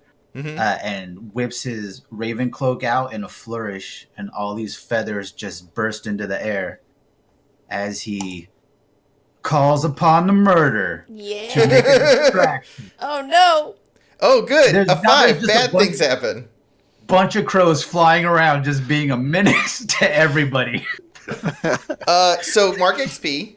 Sweet, I leveled you guys. I just totally leveled. And I think this I think it damages your cloak. Yeah, probably. So like you lose your cloak. Okay. Because it's like instead of just sending out several feathers, like you send out all the feathers, and so like your cloak just crumbles off of you, so you're just a goblin standing there. But there's like now there's crows. Okay. Can I jump in here? Yeah, you could jump in. So I run over and scoop up Raven under one arm, and yeah, I mean he burst through the doors. Yeah. So I scoop up Raven and start running out of the castle. Like, take the distraction and go. Like they're after. There's 2 more coming, which I guess 2 is not an impressive number. In Given comparison the to the amount. 30 that are there. Yeah, given the amount that are presently in the ballroom. Yeah, I'll look over my shoulder and and yell at Forrest, "Forrest, come on!" and just start running towards the doors. I pick up William and start running. You're like, oh, that's a good idea. Scoop him up. Don't think that's Yeah. necessary. No, but it's fun. So you guys run? Yeah. Okay. Yeah, in the distraction, like that crazy distraction, you guys are able to bust out the door and run out of there without your dad or with your parents. Yeah, you guys make your way out the door and to safety. Safety? But I still have my bag. You do have your bag, and I think that's where And- we're gonna end. Oh, go ahead. All the simulacrum start shooting at the ravens and start accidentally killing people. There's definitely something going on in there. But we got. But yeah, but you guys get away, and that's where we'll end this session. Oof. Nice. All right. Well, thank you everybody Well, for that was highly intense. yeah, Yeah. that was fun. So tune in next month, Saturday, the April 13th. 13th, at 9 9 a.m. a.m. PST for the Pacific Standard Pixel Scandal time. thrilling conclusion of Paper Scandal Dungeon World. We will have a special guest for that episode, so definitely come hang out. And if you have you want to see back episodes of this show, you can go to pixelscandal.com to learn more. And if you like this and you want to support the show, you can go to patreon.com/pixelscandal to support the show and get recaps, which we are going to record right now. So thank you, everybody, for joining us. Have a good evening or have a good afternoon. And we'll see you next time. Come watch our podcast tonight at 8 p.m. On Pixel this Scandal time. Yeah, Pixel Scandal time on twitch.tv/pixelscandal. All right. Bye, everybody. Bye. Farewell.